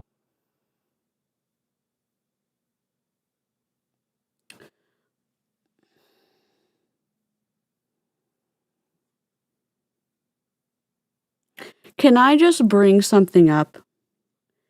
And if you want to mute me, please mute me. This is going to be a trigger warning. Psychology, counseling, Christian counseling. That's the trigger warning. Trigger warning, psychology and counseling, Christian counseling. I will wave my hands when I'm done. Please, and I will wave my hands when I'm done. This is for parents of kids who do Christian counseling, and I am not trying to tell you what to do. I'm going to tell you what my experience was as a child. And as someone who is now in counseling with a psychologist and who grew up with Christian counseling, I wish that I would have had the chance to be assessed by a trained psychologist as a child and had access to a trained psychologist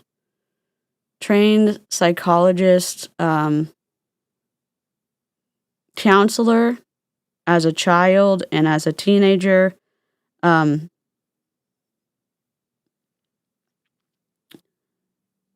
because of one, I would have been able to get the help I needed as with my autism, with things that happened with my coach, with things that happened with my um, church stuff and school, stuff like that. But I'm keeping it whatever. Because of Christian counseling, everything was around the Bible and sin and repentance, and they weren't bad people. The counselors were not bad people.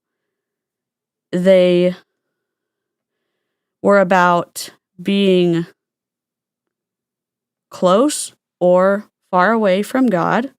They were about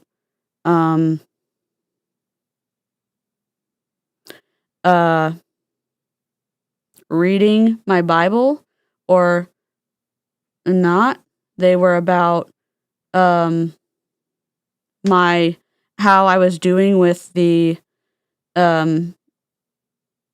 Beatitudes. It was how I was doing with the 10 Commandments. It was how I was doing with my emotional, like my outbursts, my goals of being whatever, calm, because I had big feelings as a child and as a teenager. And as you know, with autism, you've got big feelings. So, getting diagnosed a couple of years ago, a year and a half ago, whatever it was, being assessed and diagnosed a couple of years ago, whenever it was, and being in counseling now with a psychologist, it's different because it's vastly different because my big feelings are not associated with pride. It's not because I'm being sinful and being in the sin of pride. I'm autistic and it's a part of my brain, and my big feelings are not me sinning all the time. It is, I'm not going crazy. I'm, do you know what I'm saying? Like,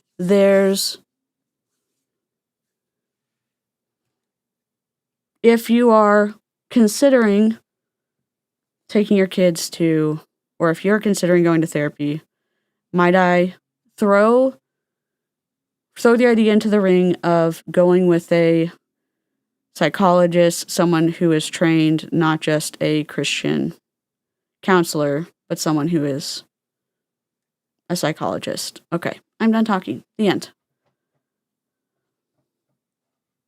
Butt nugget. AKA real counseling. You know what? The end. All right. Exactly. Okay.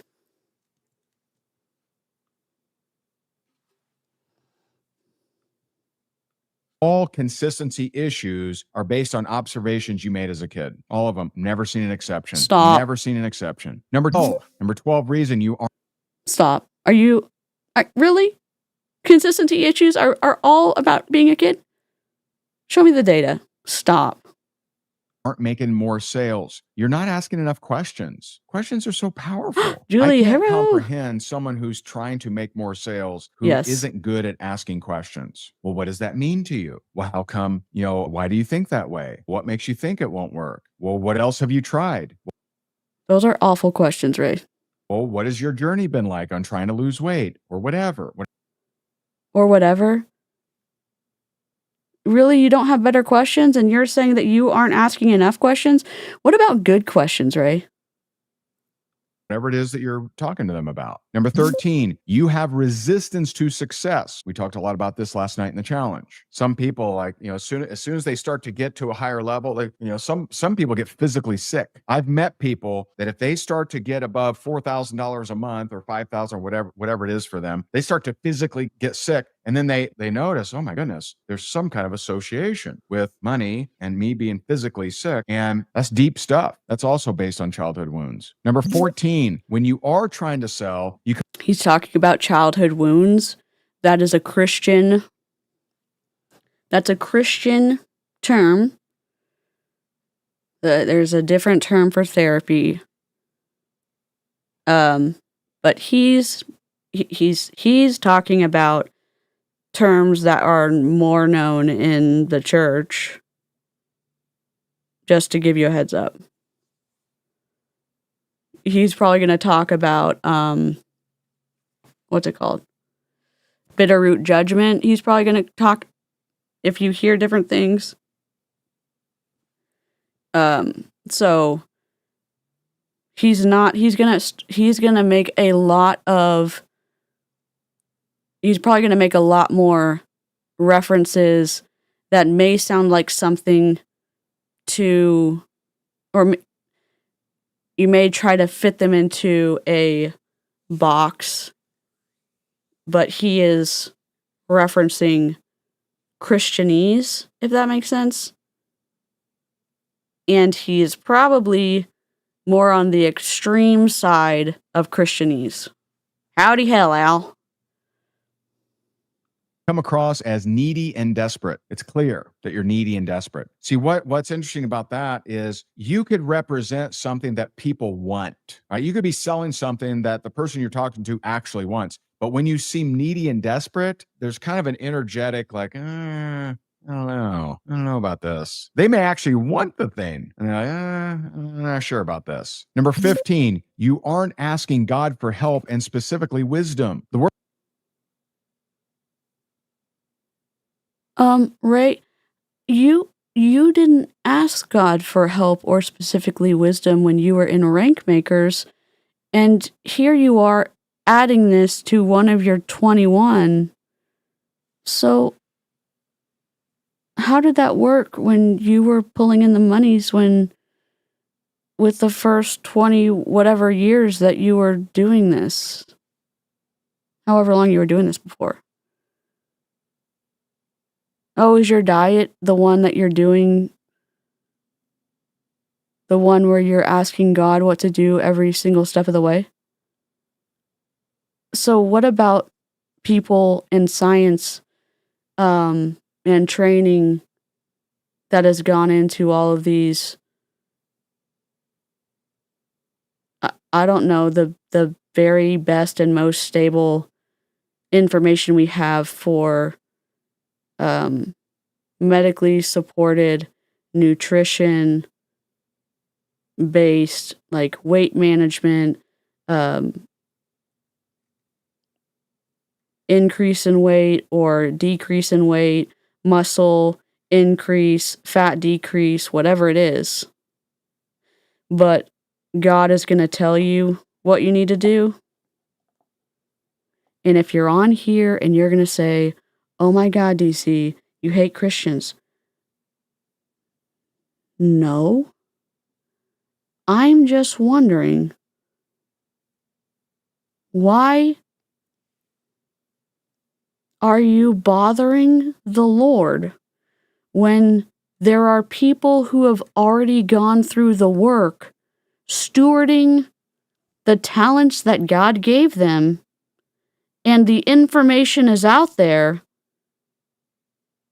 and it's really the registered dietitians have the information? I'm confused. OMG, I opened the stream and got a rage jump scare. And not everyone's a Christian. Yeah, I'm just confused. Like, I'm confused. Word of God says, when ye lack wisdom, ask and it'll be given to you liberally and without reproach. Some of you never ask. You pray to God to bless your finances, but you don't ask for wisdom. Aren't finances and money and results? Those are results. Ask for wisdom. Here's something I do every single morning. Father, is there anyone I should reach out to today? I ask that. And there are some mornings he's like, boom, hit me with a name. Okay. You got it. I'll reach out to them 2 times. And one of you are actually on here, my friend Chris. It's his birthday, actually. Happy birthday, Chris Bertini. So check this out. Chris Bertini on here. It's his birthday. Tell him, say happy birthday, Chris. One morning I say, Father, is there anyone I'm supposed to reach out to today? Chris Bertini. Okay. I reach out to Chris Bertini and say, hey, just checking in on your brother. I forget what I said. Is there anything I can pray for you about or whatever? And he responds and he says, dude, I can't believe you reach out to me. I'm like, why is that? He said last night he prayed to God and said, God, if I'm supposed to be a sponsor of Faith Over Fear, have Ray personally reach out to me tomorrow. How good is God, man? How good is he? By the way, that was the second time something like that happened. My other friend, Mike, same thing. He's like, God, if I'm supposed to work with Ray on this project, have him personally reach out to me the next day. And that next morning, I didn't know either of them did that. But the next morning, I'm like, God, Father, is there anyone I'm supposed to reach out to? Mike. Okay. I reach out to him. He goes, I can't believe you reached out to me. Why aren't you doing that? He's a good father. He delights. Psalm 35:27 says he delights in the prosperity of his servant. So if he it's interesting that the guy that you were referencing earlier, the one who was kind of involved in that racist organization, who was focused on the exegesis, that study of the scripture in the context of like the history and when things were written and the history of when things were written, and you're pulling out verses out of context to support your positioning of reaching out to people for your own profit. Dude, come on, man. Confirmation bias, David. Yes, I'm like confused. So be a Christian so God can make you rich. Is that your thesis statement? Okay. My God. I don't understand. He had a come to Jesus moment, but he had a come to Jesus moment so you can give me your credit card number.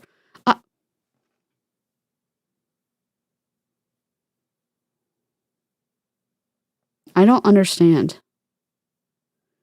We went to Faith Over Fear.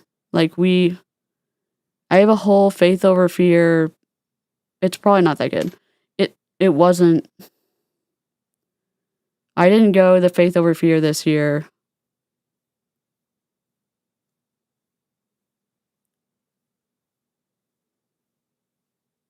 It's just,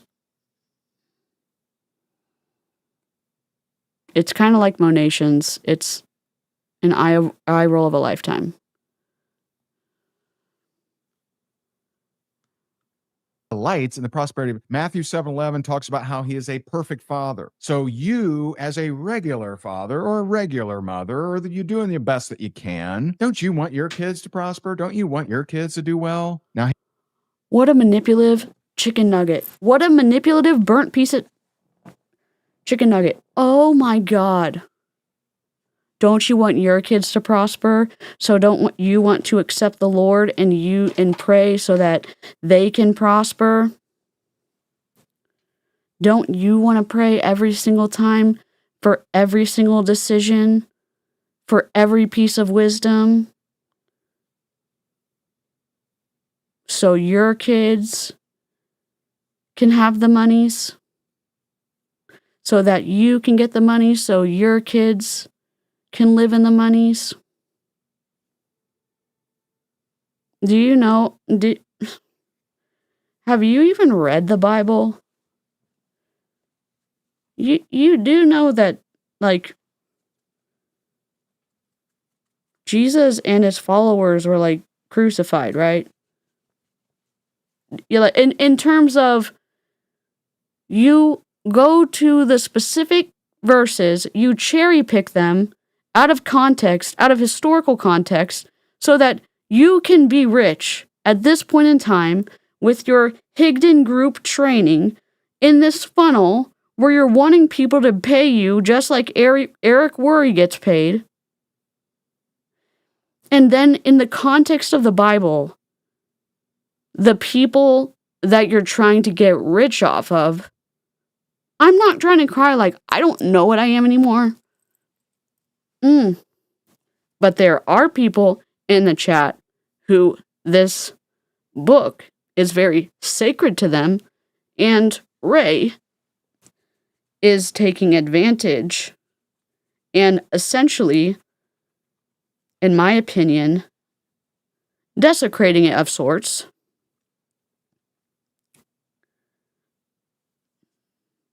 In my opinion.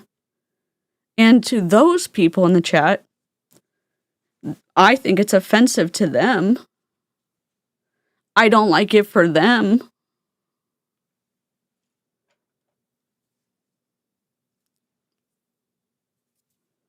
There's ethical Christians in the chat, and they are welcome here. Ugh. When I was in school, and when I know that I'm not the most articulate person. My medication does not make me good with words anymore. But when we were taught to write and reference, primary sources, my teacher taught me that it's unethical to reference primary sources and cherry pick sentences to prove points in my research papers if the entire source didn't support my point, because cherry picking something wasn't ethical. So I'd have to read the whole thing to make sure that paragraph, that sentence, whatever, in the spirit of the paper, supported what I was writing. And listening to Ray cherry pick these verses for his own financial and funnel gain, knowing like all the things that he's done in the past to be so like greedy and harmful, and even now being greedy and harmful, I'm just emotional about it. I'm emotional about it for like what it is. I'm emotional about it before the ethical Christians in the chat. I'm just emotional about it for like the in general, the kind people in the chat who are atheist or agnostic people in the chat, like just the general people who don't like fuckery in the chat. Do you know what I mean? Like the people who are just here for like, stop taking advantage of people. I think, and I'm not trying to speak for everybody, I think we can all like come together over that theme of like, stop doing shady shit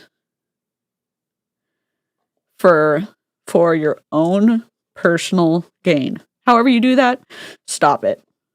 However you do that, just stop. His mission, which is much more powerful than how we can operate, we do the best we can. His Hi, mission Ashley. is to always grow us. That's his nature. His nature is to always grow us. Why aren't you asking him for more wisdom? Why are you just relying on your own logic? Why are you walking by sight, not by faith? Number 16, you lack a vision of who you will be once you are successful. Now, last night we did in the All Access Pass, we did a very powerful exercise around this. And either you got to feel really good and powerful and empowered and emboldened, and you got a new routine now, or it was revealed to you why you aren't creating more success. God created our imagination. We're to use it. We're to use it. Number 17, you're more focused on what's wrong with the company, with the upline, with the product, with yourself, than you are seeing who's open. Now, No. You can focus on what's wrong and what's right. And it's okay just to say these wrong things are enough for me to say, I'm out. You don't have to balance it out. You don't have to do the Tony Robbins fuckery. You don't have to do what Autumn Calabrese said in my last recorded video. You don't have to do any of that.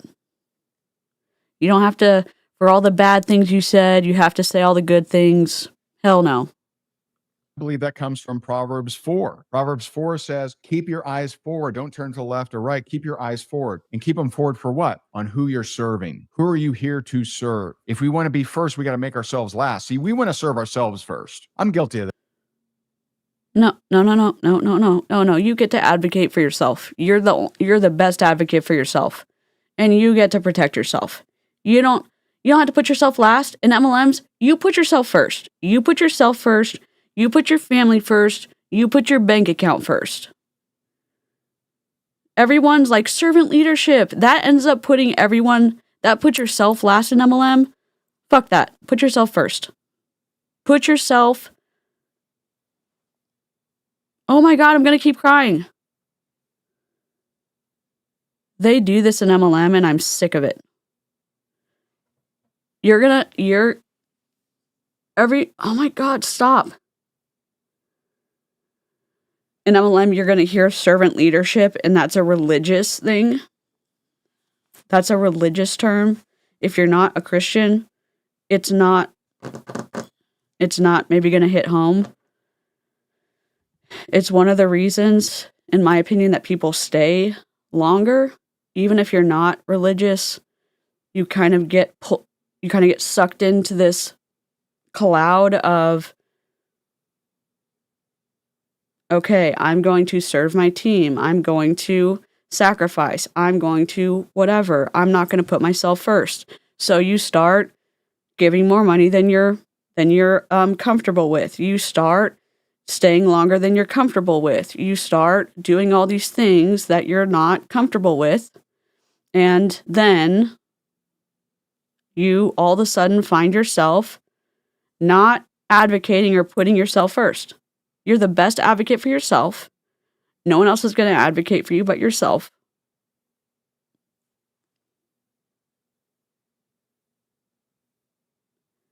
That's not me being a victim. That's something that I've learned in therapy. Like, this isn't me being like, oh my God, woe is me. Nobody's riding at dawn for you except you. You have to ride at dawn for you. You get to ride at dawn for you and your family and your bank account, and you should do that against your multi-level marketing upline and your teammates and the CEO, whatever. Don't be a servant leader at the expense of you advocating for yourself.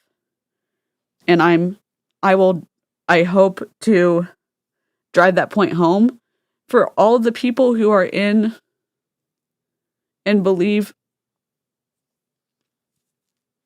and like hold their religious books like so close to their hearts. This is going to sound so selfish. There are people in MLM that are going to use your like sacred beliefs against you.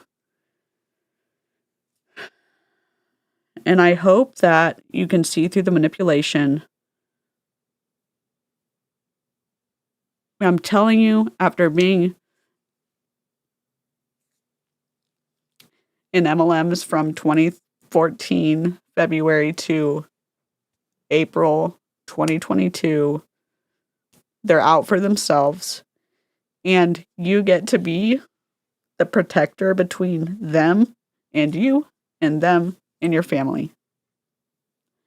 You're your own best advocate. You're your own best advocate for your family. You're your own best advocate for your bank account. You get to...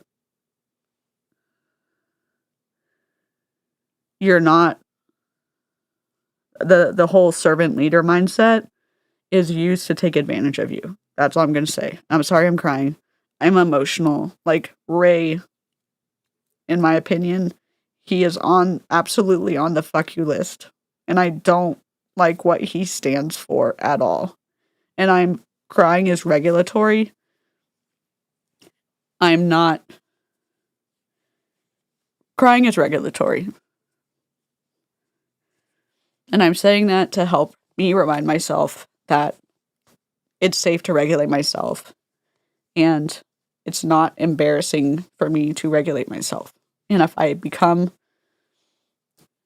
to a place where I need to stop the stream, I will. I'm the best person to make healthy decisions for myself.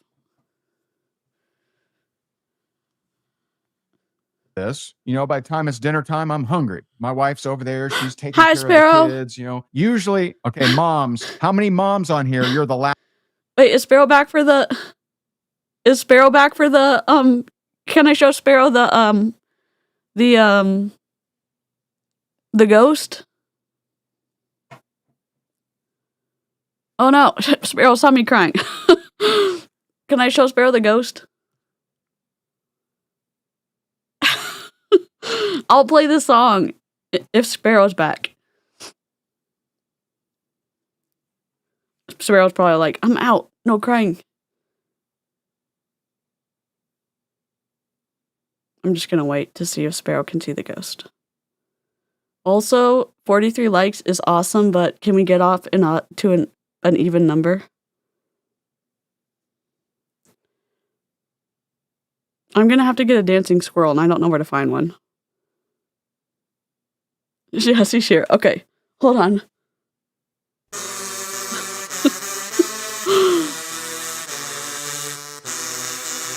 Wait, no, we'll do a fun one.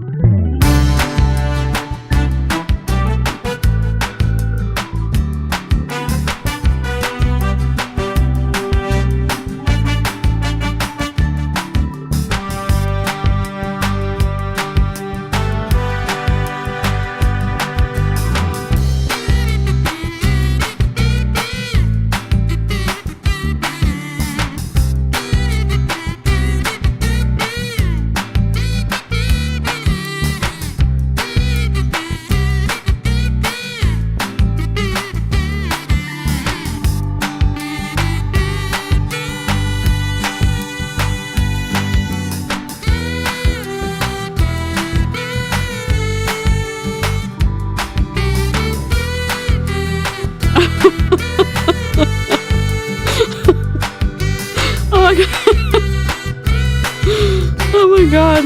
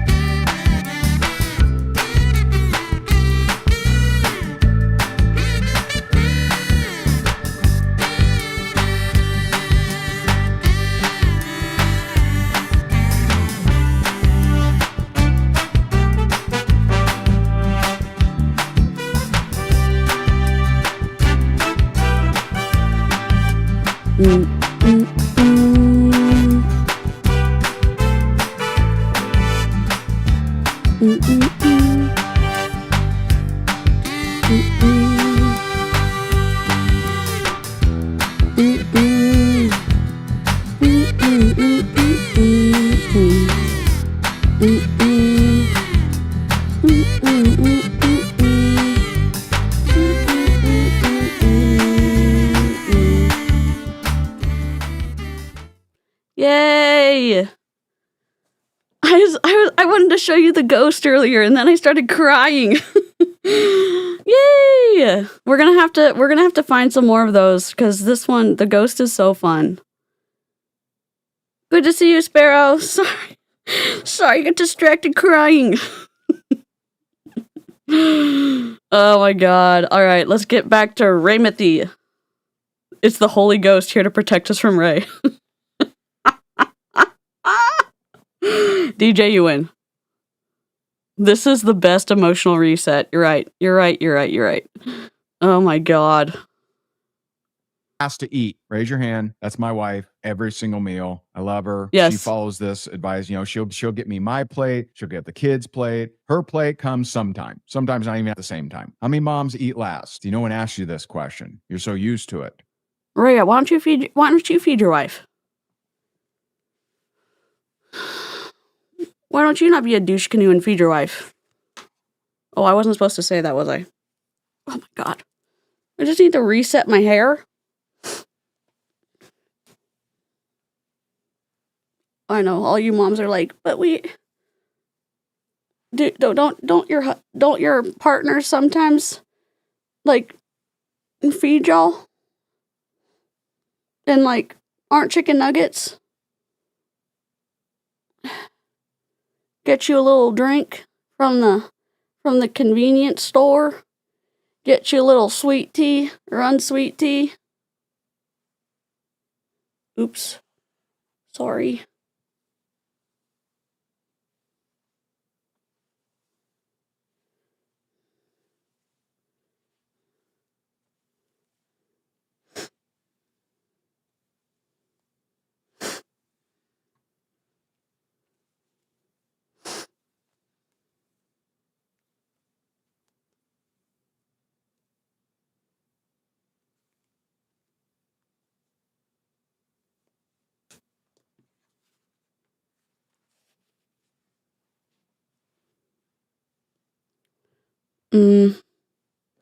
I mean,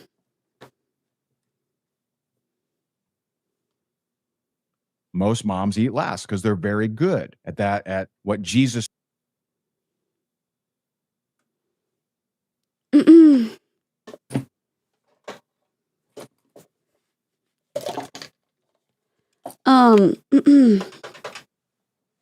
Fred? Yeah, it's March. Yeah, I'm not here to fight with you. I think you need to, can you come out to the front? Yeah, Ray Higdon's here. Yeah. Yes, we can, yeah, we can agree to join forces today. Can you come slap the misogyny out of him? Yeah, he's on aisle 1. Yeah. Yep. Yeah, he's talking about his wife doing all the cooking and shit. Yeah, it seems like we have an extra, pile of meat from Melaleuca. You can come throw that at him too. All right. Thank you. Yeah. Thanks. Yeah, I stopped filing my nails with the nail file. Maybe just for today, as a thank you. All right. Goodbye.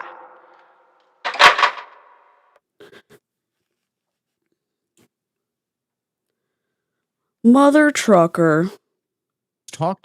Jesus talked about if you want to be first, make yourself last. So that means do what? Make everybody else first. Moms are very good at that. Dads are very bad at that. Hello. Oh, I'm still flashing. Have you met Excal? You piece of Oh, I'm not supposed to say that. Moms are very good at it. Dads are very bad at that. Have you met Excal? Have you just met other people than yourself?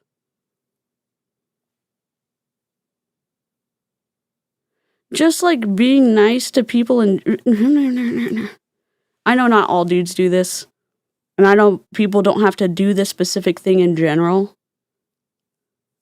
It doesn't matter. I don't have to like say nice things about Excal to like put Ramathu to shame. It's okay. Not all parents. When it comes to eating, right? We're hungry. And so if you're focused on what's wrong with the company, who lets the ladies of the house go first, even after they've done all the cooking at all the holiday meals? Even at any of the meals? I'm sorry, I knew I wasn't supposed to say that. Excal does. My brothers do with their spouses. Sorry about that. Yeah, actually I'm not.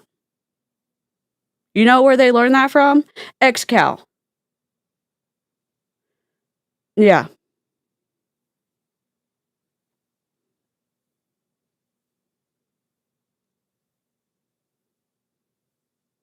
Yeah, you know who told all of the youth group dudes to let all of the youth group girls go first whenever they came over to our house to eat? Yeah, Excal did. You know who made the boys sit on the floor when there wasn't enough seats for the girls during the youth groups whenever they came over to our house? Yeah, Excal did. Did that change at other people's house? I don't know, but you know what they learned when they came over to Excal's house?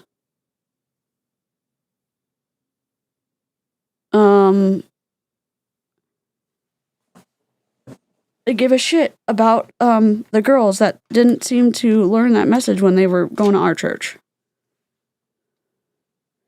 So,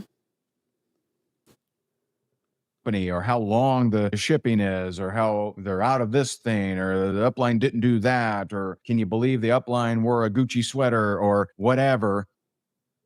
the upline should take care of that shit. The business should be able to run like a business. They should be able to get the product out on time. They should be able to keep things in stock. The website should work. And the reps should be able to say, this isn't right. It's an issue. Our customers are pissed. Fix it. That's an issue, Ray.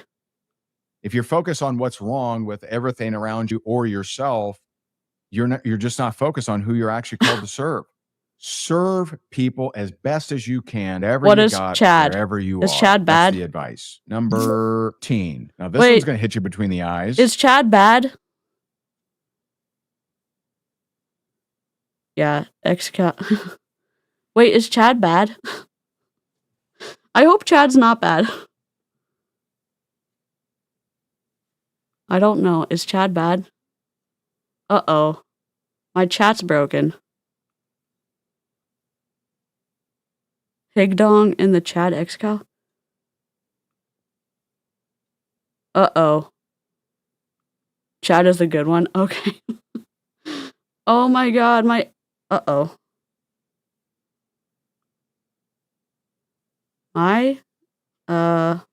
Hold on.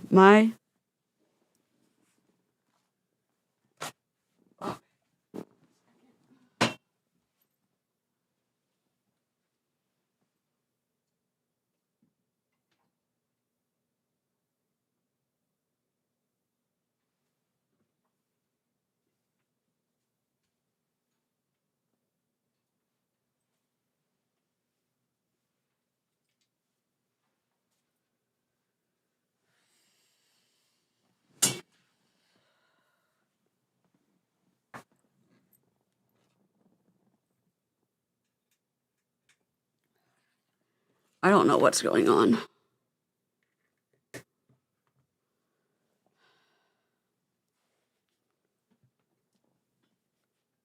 Uh-oh.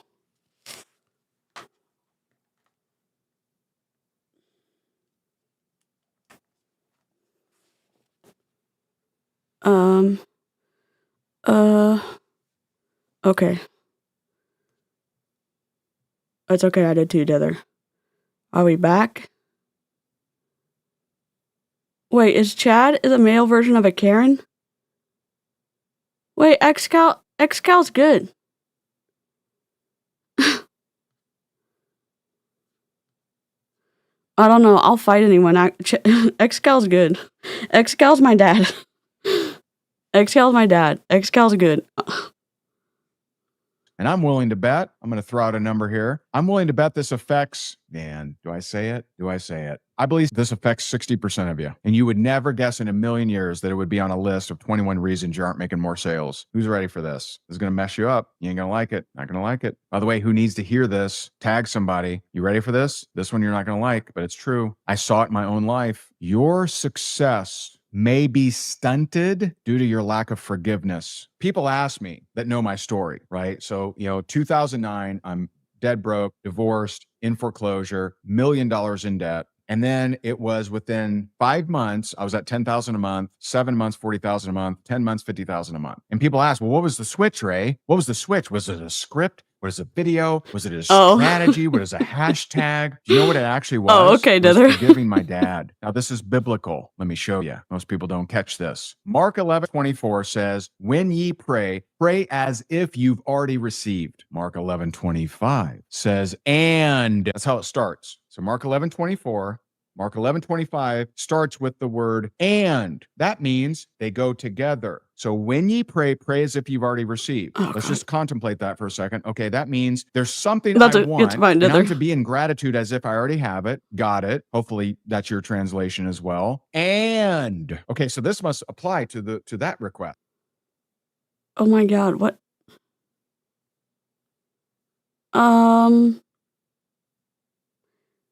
He said and like a million times.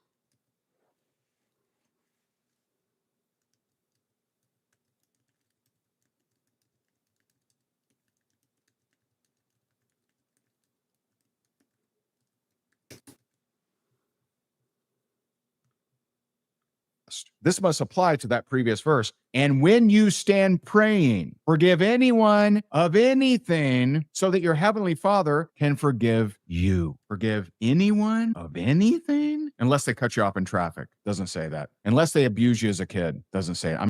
He also said that he can control traffic with his mind, and XCal and I reacted to that video. You're good, Dither. I'm glad you had a good day. I'm not making light of that. One of the most powerful days of my life is when I reached out to my stepmom and I told her I forgave her. One of the big changes in my finances was when I forgave my dad. What you want in this life. When I forgave people, I benefited monetarily. May very well be associated. The reason that you don't have it is due to a lack of forgiveness. See, we want God. We love, John 1 or 1 John. Is it 1 John 1:9, I believe? 1 John 9. Anything that you confess, he'll forgive you. Right? We like that. Yeah, baby. I like that one. I like me being forgiven, but it is not worldly to forgive those who aren't sorry. I'm not saying forgive those that are sorry. There are some papers in PubMed that show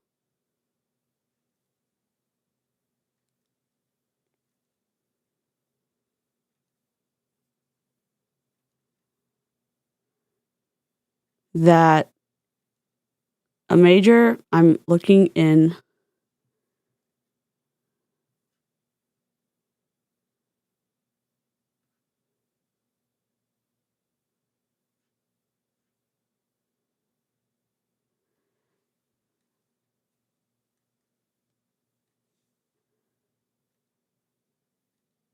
forgiveness correlated with less distress, but not necessarily that forgiveness caused improved mental health.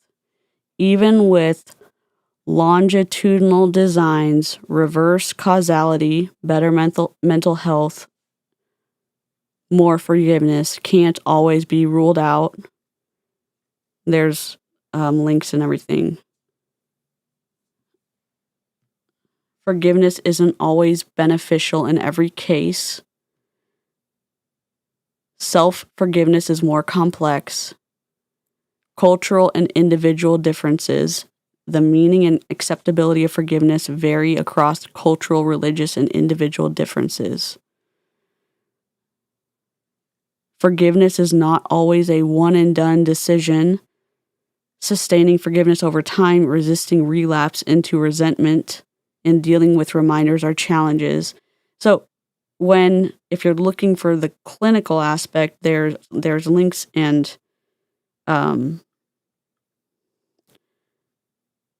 efficacy of psychotherapeutic interventions to promote forgiveness. I'll link this.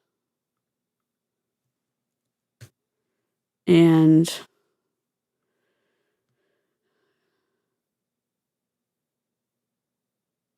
a major meta-analysis found that explicit forgiveness therapies, Enright's process model, and REACH produce moderate gains in forgiveness and small to moderate reductions in depression, anxiety, and stress compared with controls and moderate alternative therapies.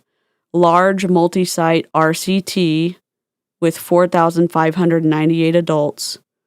A brief self-directed REACH workbook significantly reduced unforgiveness, depression, and anxiety across diverse countries versus waitlist, showing scalability beyond therapist-led formats.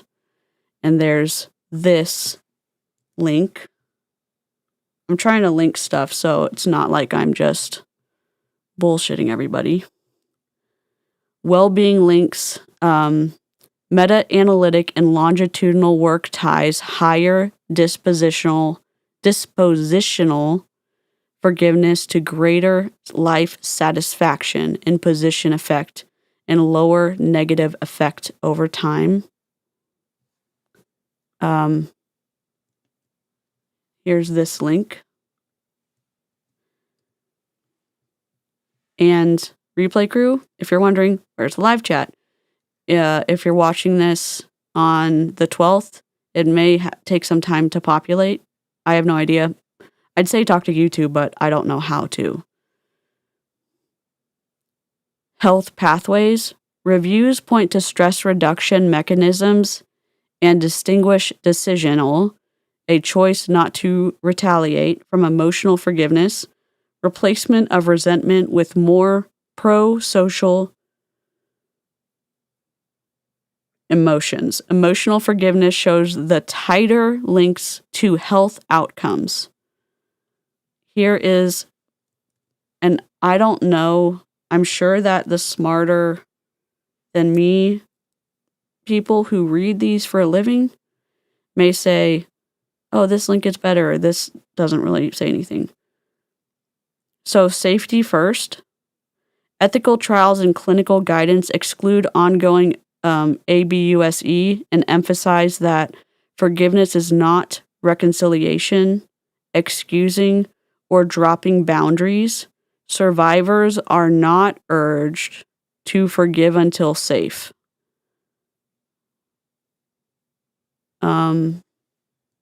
This is from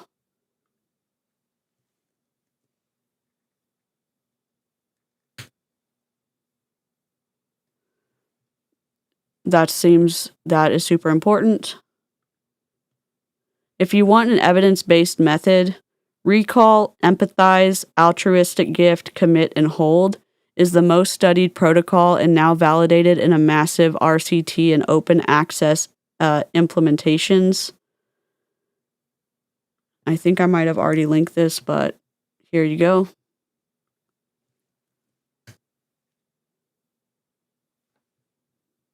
And we can continue on because Ray is continuing to... Here's the bottom line.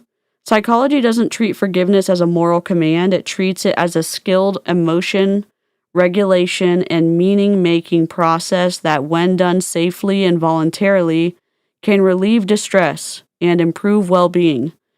The science supports it, especially when using tested protocols in protecting safety and accountability.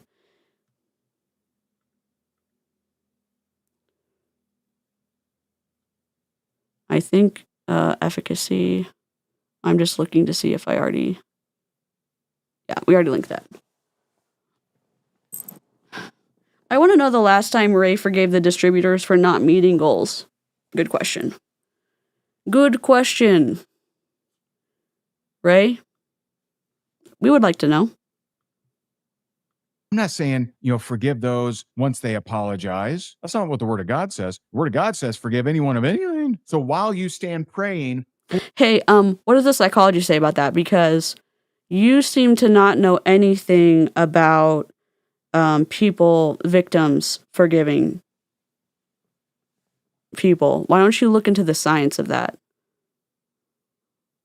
Or that thing that you want, whether it's wisdom, results, abundance, prosperity, perfect butt, whatever you're praying for, right? Shut up. Pray as if you've already received it, and maybe ask yourself, who do I need to forgive? Exactly, Tori. Tori. Process. I turned to the Lord. I said, Lord, who do I need to forgive? There's a long list. The top of the list? Can anyone guess the top of the list? Can anyone guess the top of the list of who I needed to forgive? Top of the list. Numero uno. By far. Anyone know? Myself. Probably at the top of your list too. Probably at the top of your list. You turn to the Lord and you ask him, Lord, who do I need to forgive? Boy, does he want to help you. Boy, does he want to give you some names. So you would never guess that in a million years. You don't read that in a sales book because you're just focused on strategy and tactics and words and scripts. And that anger. video, right? You're focused on all the skill-based stuff. You're not focused on the spiritual. I hope that helps you, man. I really do. 19, you're waiting to have support from those around you before you operate in boldness. It's not how it works. You're waiting for your husband to buy into your idea before you show up powerfully. Well, I'd show up powerfully if you just believed in me. Not how it works. Doesn't work that way. So I had this super young girl on my team. When she joined, I think she was 20. And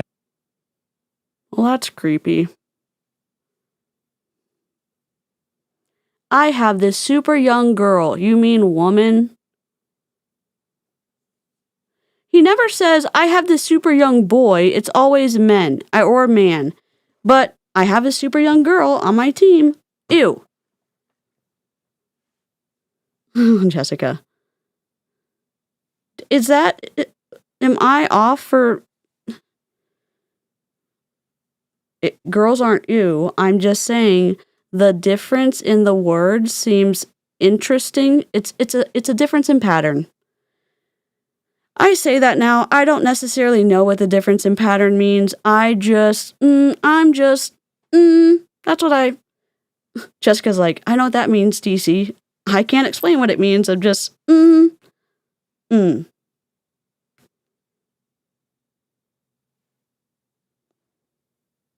Jessica, we need an interpretation because I don't...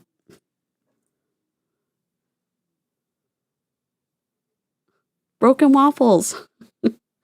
I've been crying a lot. Does that count? Does that count? And she was going to college, finishing up her degree, and signed her up, got her on board, and she went home to her family, and they're like, "What are you doing? Network marketing? That's stupid. Those things don't work. You're an idiot. Like, why are you doing this? You spent money on this. Oh, this is a scam. This isn't going to work." When she hit sexism within religion, no, never. $10,000 a month by prospecting strangers on Facebook, her two brothers joined, mother joined, and her dad didn't join, but he created her a little spreadsheet. And I know this because that's my wife. We were dating at the time. I got to see her overcome all the close people to her. Oh, that was his... Oh. That was his wife. What's the age difference between Ray and his wife? Wait a second. Please hold. Please hold.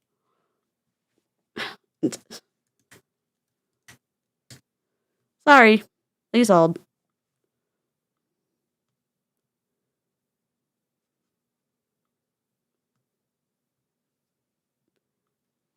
Where do I have their...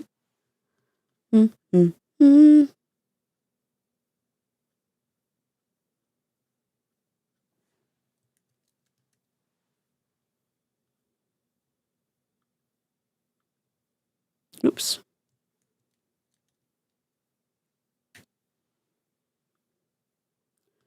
Okay.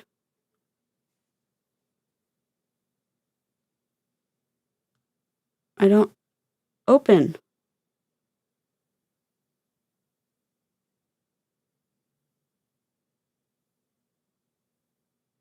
It's opening. Hold on. Jessica probably already has this info. I already have it pulled up. I'm just waiting for it to load. Okay.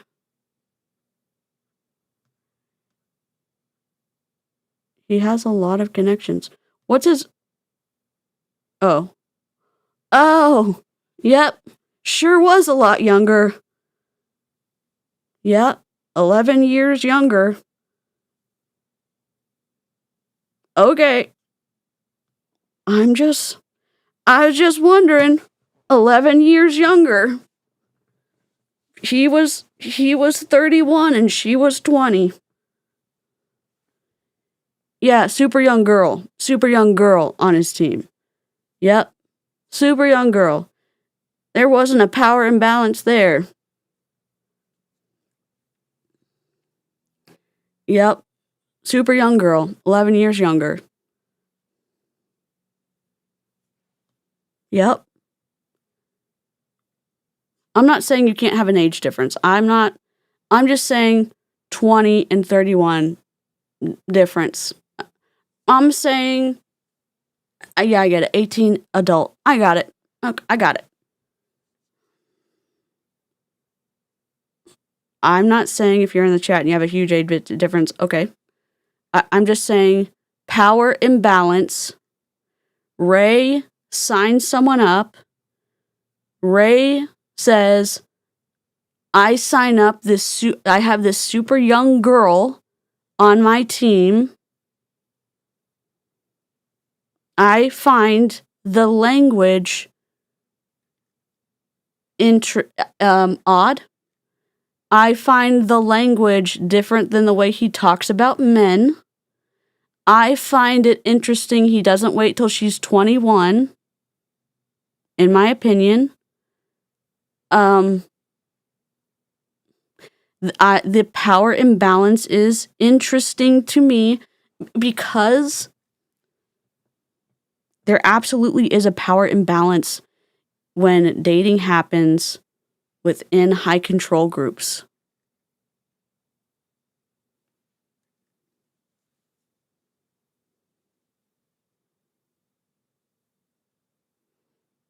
I think you can have absolutely like great relationships with, 10-year age gap, 15, 20-year. I get that. I'm just saying it's meaningful to consider, is there a power imbalance? And there seems to be one in this situation, and I find it odd the language that he used. That he somehow felt really good about her being a super young girl.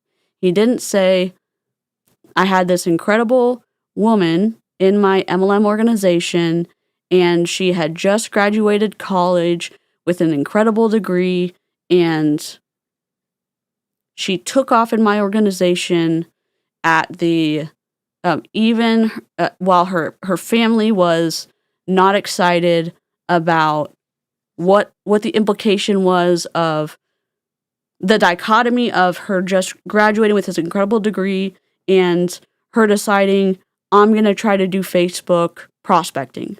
He didn't talk about her with respect. He talked about her with like all of the words that lowered her to this almost infantile, almost this like adolescent category. He didn't bring her up to any level of academic achievement. He didn't bring her up in status, like any level of anything close to his level, anything close to any adult level. And there's a difference between a 20 and a 31-year-old than even a 25 and a 36-year-old. Yeah. Does that make sense what I'm trying to say, though? Like, he used a lot of words that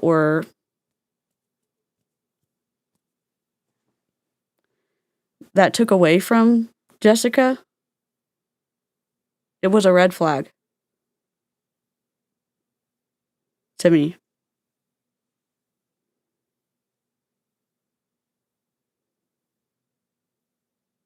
I didn't like it. Her, not believe in her, not believe in the thing, she did it anyway. And then they all rooted. Yay, we knew you could do it. You're amazing. Stop it. Stop waiting for people to support you for you to operate boldly. If you're, this morning in Rank Makers, I talked about if you want to 10x your results, 10x your energy. If you're not operating in boldness, you aren't getting the results you could be getting. Number 20, you're being ruled by this phrase, why bother? Why bother? Why bother? What does it matter? 2 Corinthians 10:5 says, take captive every thought. Take captive every thought. You need to catch that one. Your why bother is costing you a lot of money. And it's also costing you a lot of impact. And you're a child of God. You're supposed to be operating in excellence.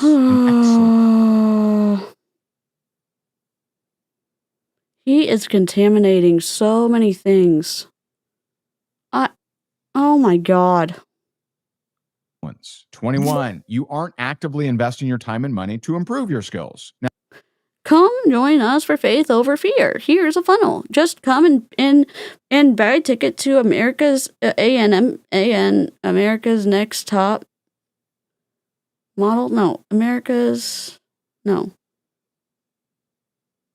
Network Marketing Pro, Network, whatever it is. You know what I'm saying? Network Mark ANMP,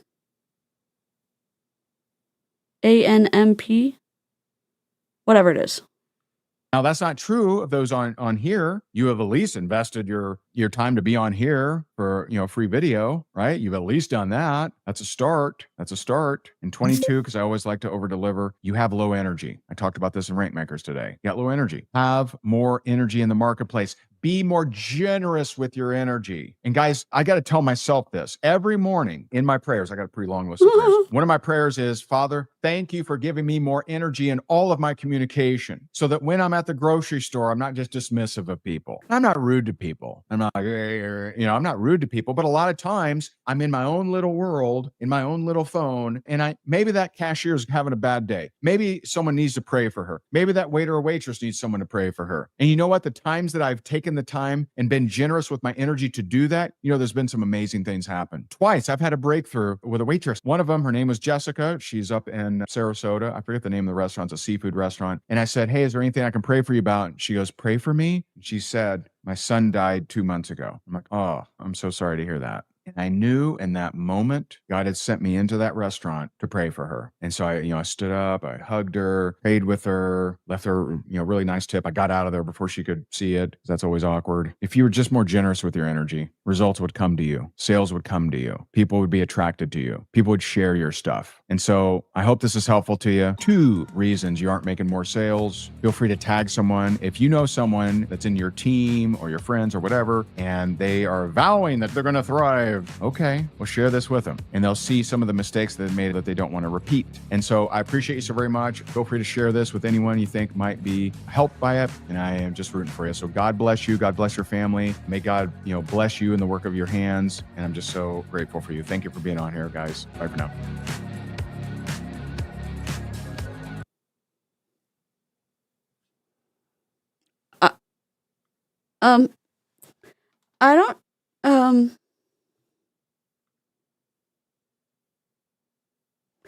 I don't, I don't even, oh, wow. So we've been doing 31 streams in 31 days, and we've been covering multi-level marketing companies, and this is a parasitic company that it represents the businesses that have popped up because of multi-level marketing companies. They are businesses that have become that have been created to feed off of the industry, like Eric Worre's industry, a company like Ray Higdon's Rank Makers, like Tony Robbins, some of his conferences, like, what is his name? He's blonde. He lives in Dubai. He was Jesse Lee Ward's best friend. He has glasses. And he has his dad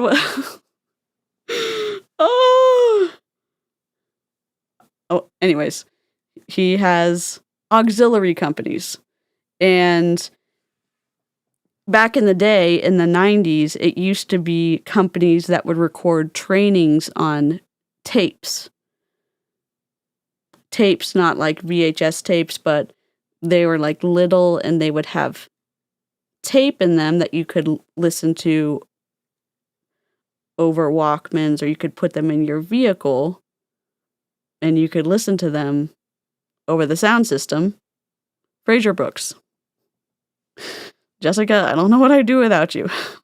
Fraser Brooks. Aaron's done a lot of videos on him. I might have done one video on him. Cassette tapes. Thank you. So a lot of people, either because they weren't successful in multi-level marketing, have created these side businesses where they have made a lot of money doing that, or they've done a lot in multi-level marketing, wanted to bring more people into their team, and then created these auxiliary businesses to cross-recruit or warm up the waters so people know how well they're doing in their MLM, and then that brings more people into them. You saw that with Jessie Lee Ward's podcast, or Jessie Lee Ward speaking on other stages for free, so people saw how well she was doing, and then they would come join her team in the empire. Yes, cassette tapes or mini cassettes. Yep. I just know sometimes younger people watch my stuff and they don't know what VHS tapes are, and they don't know what cassette tapes are. So, oh my God. Anyways, thank you for joining me for day 11. We have done 9 multi-level marketing companies, 10 different / MLMs, auxiliary companies. We did 2 bomb party streams. We're sending out all of the Better Than Bomb Party bangles on Tuesday because Monday is a holiday here in the States, and we have a lot of more crafty time. So if you want to craft with us, bring your crafts. I'm crafting some Halloween shoes. I'm going to be coloring a little bank my sister got me. That's paintable. I'm going to use my acrylic markers. So if you love to craft, bring your craft and snacks and stuff, and we're going to have a good time. Bye, Sparrow. I hope that y'all have a good night. Don't forget to take your meds and hydrate yourself, and remember to eat. It's good for your physical and mental well-being. And remember that we do not drink the Kool-Aid here. We analyze the ingredients. Oh my God, hit clips. Stop. Oh my God. What a nostalgic moment. You still have yours? Oh my God. Oh, and we're going to do Legos. We're going to build some Legos. Oh my God.